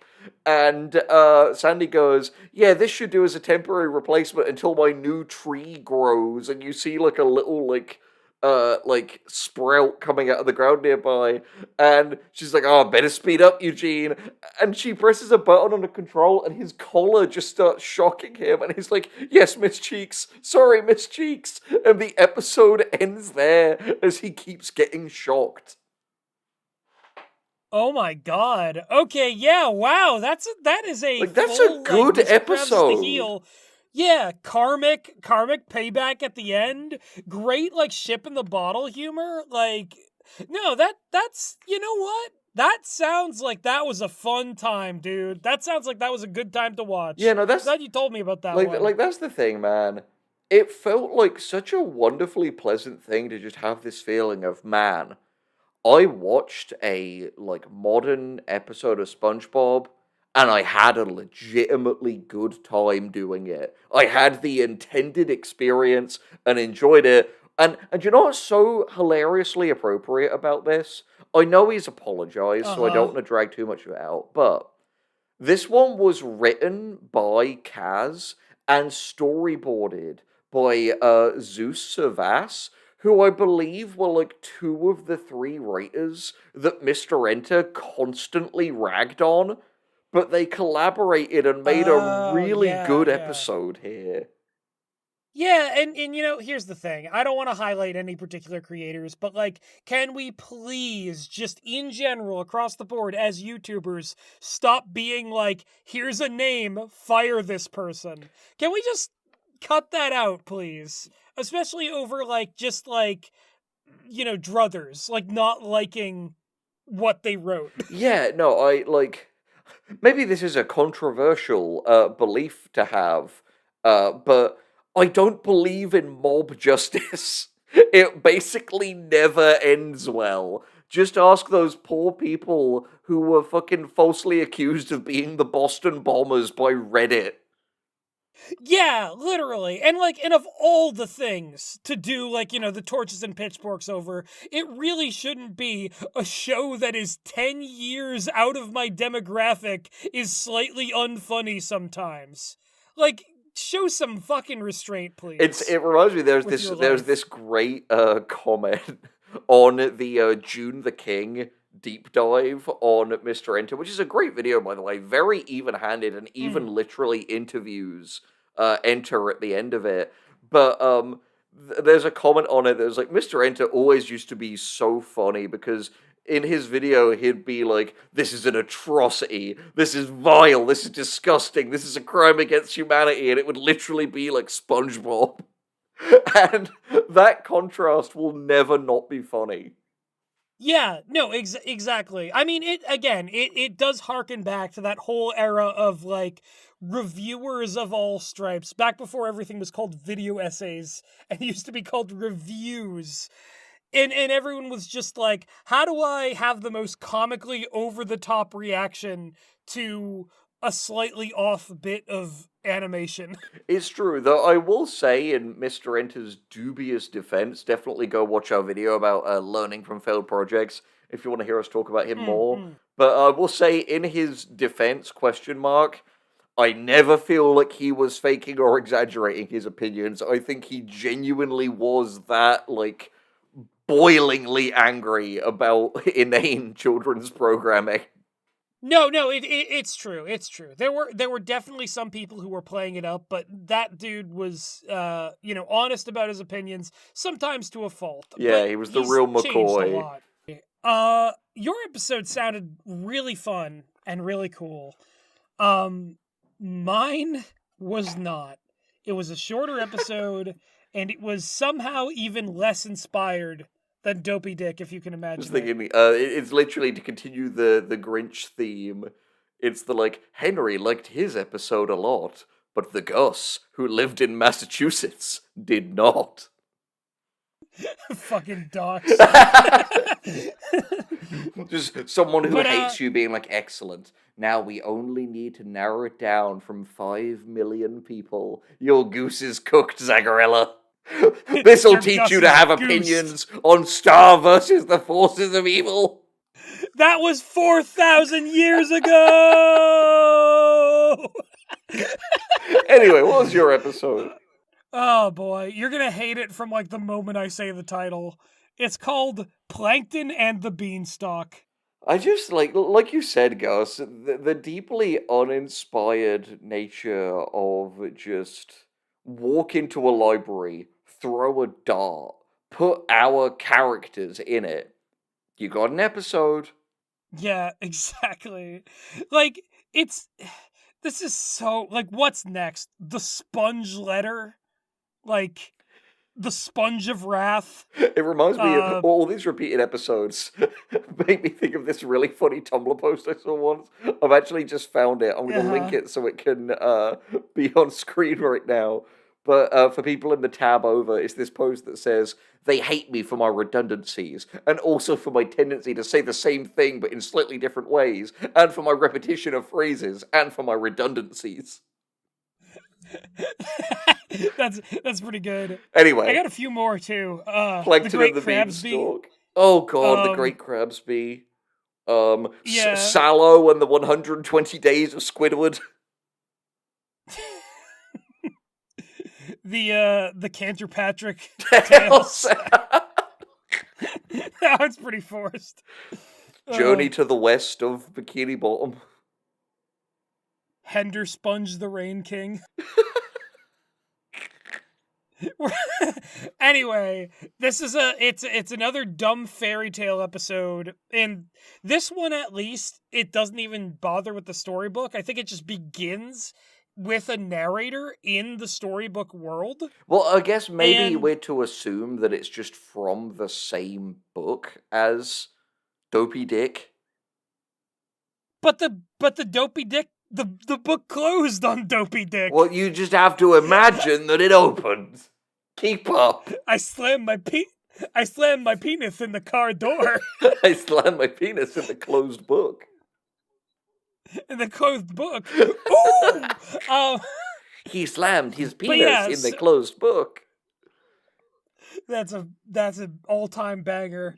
But anyway, speaking of something that isn't an all-time banger, we get An all-time Plankton. We get clanger. Plankton. An all-time clanger, yeah. We get Plankton wandering the fairy tale countryside, and they're like, "Oh, a naive young Plankton named Jack." So What? weirdly enough, his name is still Jack, I even s- though his name is Sheldon. It's like I don't get it.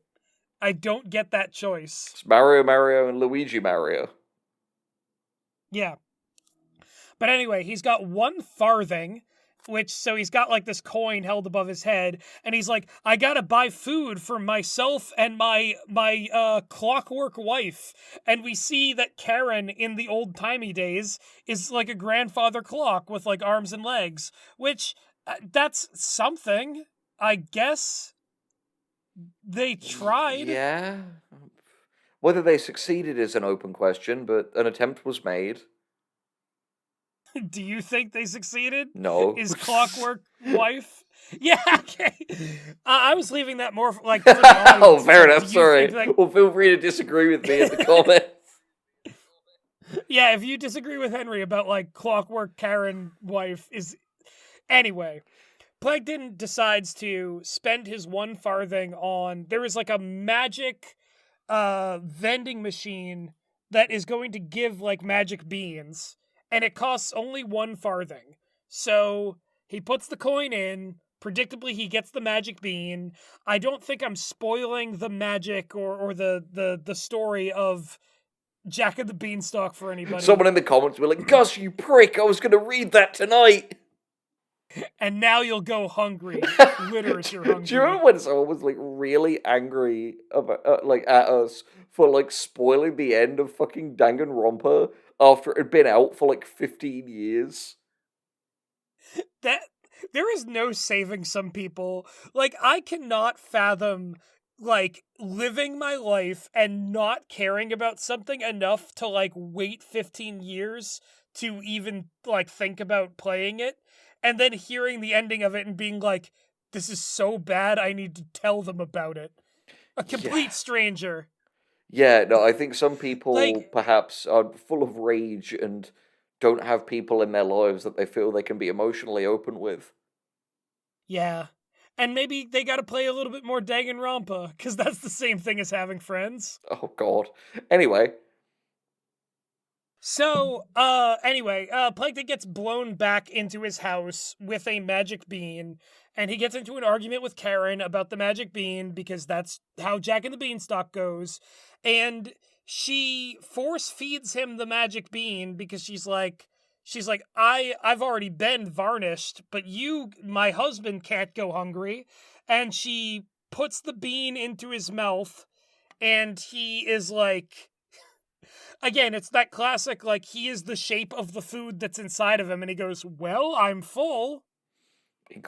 This has made me thought, in the same vein as the nematode thing earlier, this feels like it would be like a cut scene from like Puss in Boots: The Last Wish, from like Jack Horner's like magical cabinet. But imagine like eating the magic bean and it gives you like poison ivy style like plant manipulation powers. Or the opposite is that you eat one of these Jack and the Beanstalk magic beans and you just rupture from the They just inside as the beanstalk explode. explodes out of you.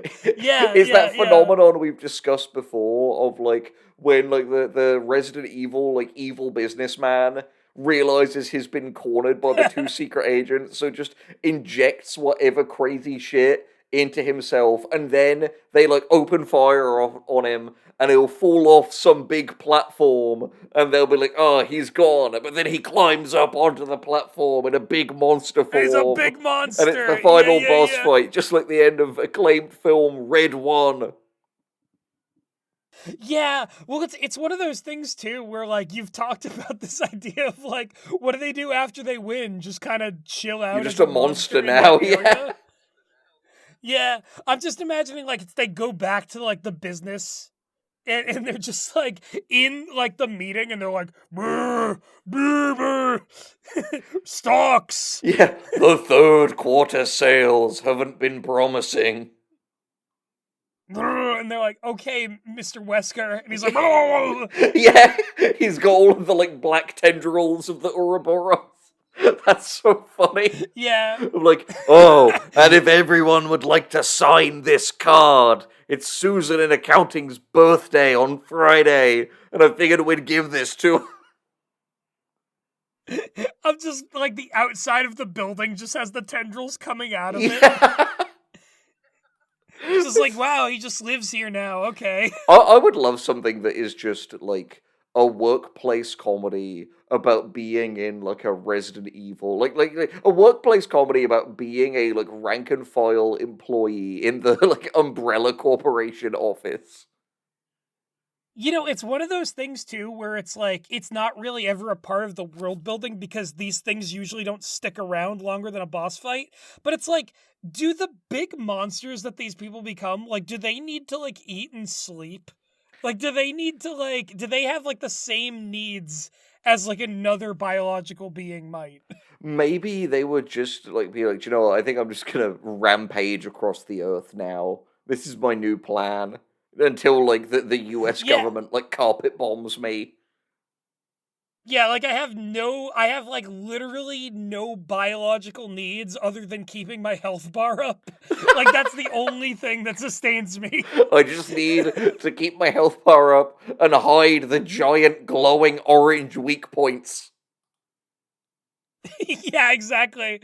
Oh no, more floating ammunition. I just thought the idea My of one weakness. this is so stupid, and I think it's just a tendency towards what absolute non-content this episode is, that we've gone down this like weird little alleyway. But just the idea Yeah, of yeah. like the one of these like monster characters having these like glowing orange weak points, but that like can also be like emotionally hurt. Like someone says something careless and you see like the subtitle like clash in to the like weak point. Ah! Yeah. Oh Like, no. ah, you've Ah! wounded me. Damn it. That's what I get for wearing my weakness on my sleeve. Literally, it was on like the sleeve of my tentacle arm. This is how it feels to be in a Discord server.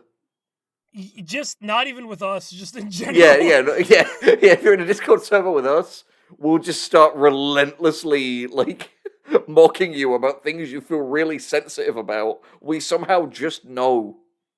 Yeah, exactly. We know your weak spots.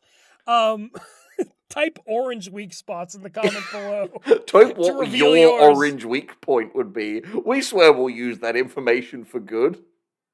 Yes. So anyway, what happens is Plankton does get the beanstalk exploding out of him, and he like shoots up into the sky on the beanstalk, and we get a kind of funny line from Karen where she just goes like, "Oh, there he goes, anything to win an argument." Like Karen regularly gets some of the best lines. Same as the like, you keep messing with that crabs, and the only container you're gonna need is an urn. I'm gonna be real, like, even though this is like a bad episode with an alternate version of Karen, I think that Karen is one of my favorite episodes, or favorite characters in modern SpongeBob. Yeah, because she's like just as done with this as we are. Yeah, like she gets to be this sort of like snarky kind of, and she's paired with Plankton, who like the two of them actually have like great comedic chemistry. Yeah, and like Charlie said in the Susie Groove Tango Tango episode, like when the chips are down, they are pretty ride or die for each other. Yeah, and also like, Karen has like gets to be the third member of the Gal Pals, Gal pals. which is Gal Pals, which is still happening. Which is a type I of wonder if SpongeBob episode.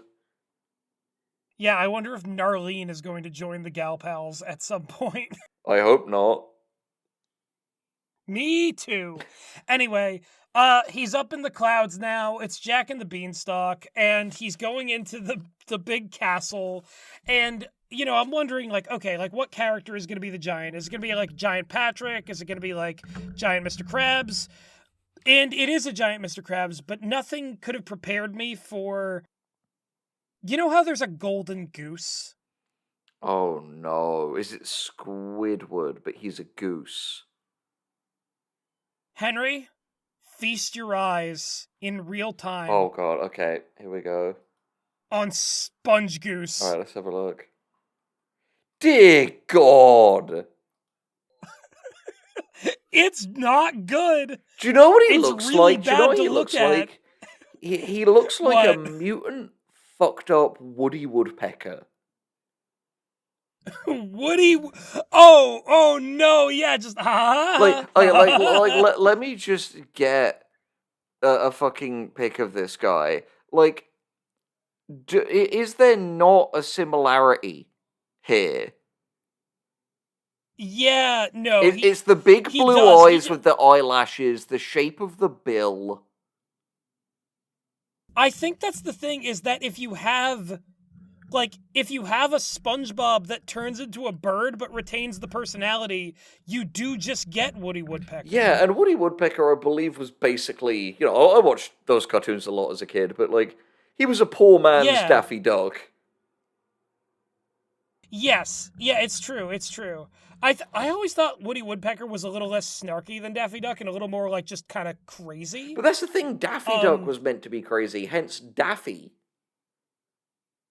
No, that's true. He just often got paired with Bugs Bunny, and his usual reaction to that was like, okay, Fuck this guy. all right.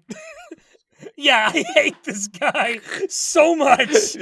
By the way, The Day the Earth Blew Up was really good. Felt very lucky to see it in cinemas. Oh, yeah, Go see it if you yeah. can. Anyway. Yes. Also Duck Amuck, one of the best Yeah. Looney Tunes ever. I mean, one of the best pieces of animation ever. Literally, we need more love for Duck Amuck. Oh no, we don't. It's why Yeah. we celebrate. It's no Dopey Dick. I'll tell you that. this is another that's genius. Well, yeah, it was Stephen Hawking moment. Yeah, exactly. Oh, When will man. Citizen Kane get its moment in the sun? Exactly. What will that be, like? Citizen Citizen Anyway. Lame. Yeah. But anyway, Sponge Goose is here, and it was at this point in the episode where like I kind of disassociated because like as bad as Sponge Goose looks in a static image, animated it's even worse. He's like picking at things with his beak. He is like running around, he's farting. He's And it farting? doesn't help that he looks like cottage cheese. Yeah. Oh, so this And broke that at thing one we point- said of no fart jokes in SpongeBob. I guess that Rubicon has been crossed now. Yeah, exactly. At one point, he eats Plankton, and Mr. Krabs, who is the giant, thunders in and is like, well, "I smell a bottomite," which I'm pretty sure you're not allowed to say anymore. Pulls out the Dopey Dick again. You can't say that, Mr. Krabs. That's not a nice way to refer to people. Mr. It's not been Krabs, reclaimed. he came from a different time. Yeah, apparently the old fairy tale time. But anyway, he's talking to like Sponge Goose, and he's like, "Oh, it's just you, Sponge Goose. I should stop feeding you people food." And the fact that they refer to him as Sponge Goose is like horrible enough. Yeah, Like I it's don't just like that he's Sponge Goose why? either.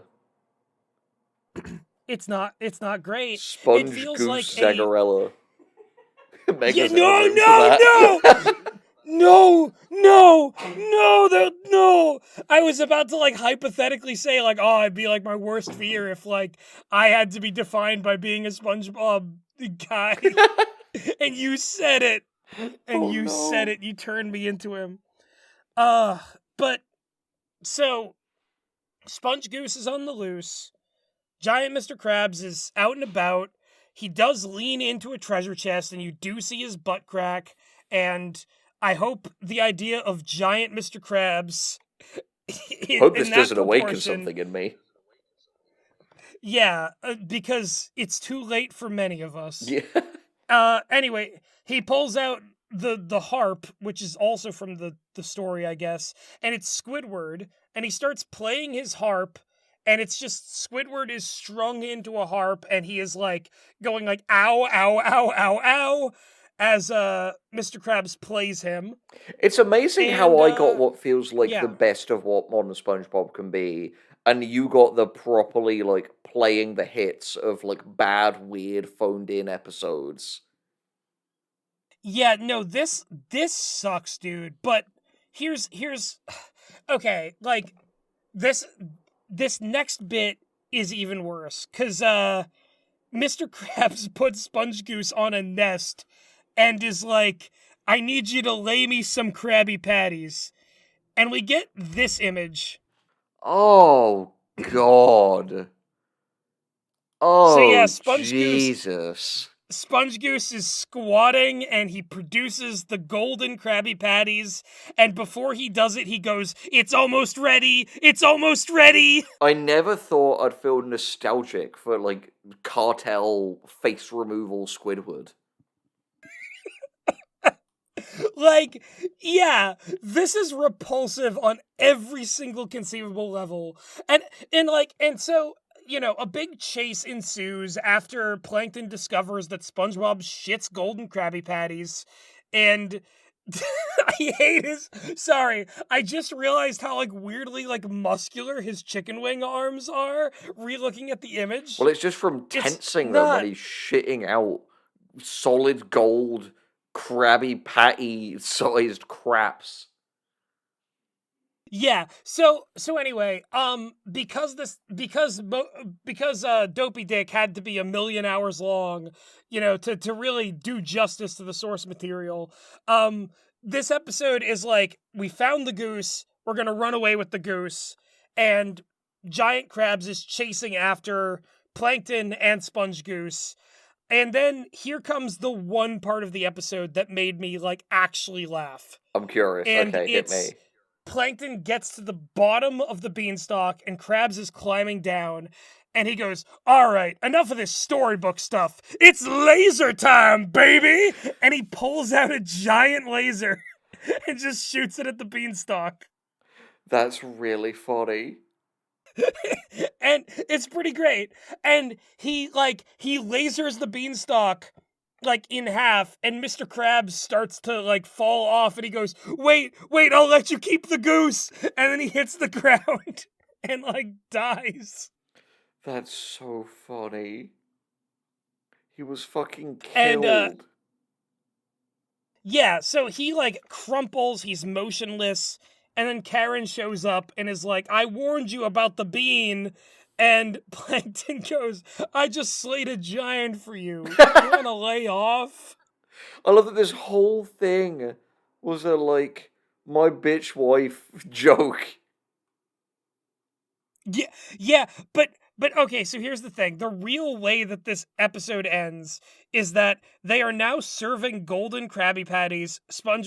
Plankton and Karen are serving Sponge Goose's golden shit patties from a restaurant made from the husk of the shell of the dead giant crabs. Wha This is Like you see the weird. you see the eye holes and mouth hole, and they're serving the Krabby Patties from a window there. And just in case Sponge Goose wasn't disturbing enough, they have like a side booth that has come and watch the magic goose dance, and and he's just moving, and people are gathered around and clapping for him. So the happy ending of this is that Plankton killed giant Mr. Krabs, turned his corpse into a new restaurant, and is exploiting this horrible SpongeBob goose abomination for extra money. Yeah, this is the worst alternate universe ever. And the final button on this, the last joke is that a shellless Mr. Krabs shows up. Like a shellless giant crab shows up and goes can I have one golden Krabby Patty, please? And Plankton says, no shirt, no shoes, no shell, no service. I love that our 4 episodes are that Mr. Krabs get fucked quadrilogy. Yeah, this Because he this ends is up maybe he the ends up in jail in my first one. He's sunk in your first one. He is mm, forced into indentured servitude with a shock collar in my second one, and he's a giant naked tumor at the end of your second one. yeah, it this really does feel like it's man, and in all of this he learned nothing. Yep, he'll be back again next week, as is the nature of our non-continuity focused lives. But fortunately, this means that Sponge Goose will never return. Never again. He's trapped in only one shard of the continuity. One shart of it, you might say. Oh, so that's another episode of SpongeBob Boy. This is a classic, original flavor. I think this was what the show is all about. And next time we'll probably be back with another guest. I know Addison has expressed a lot of interest in returning. It's so funny. People, whenever they do one, they'll swear they'll never come back. And then over time, they'll start to realize that in this crazy world, SpongeBob Boys is the only place where things, by virtue of not making sense, make sense. Exactly. This show is everything. This is the linchpin that holds it all together. SpongeBob Boys. SpongeBob Boys. Forever SpongeBob Boys.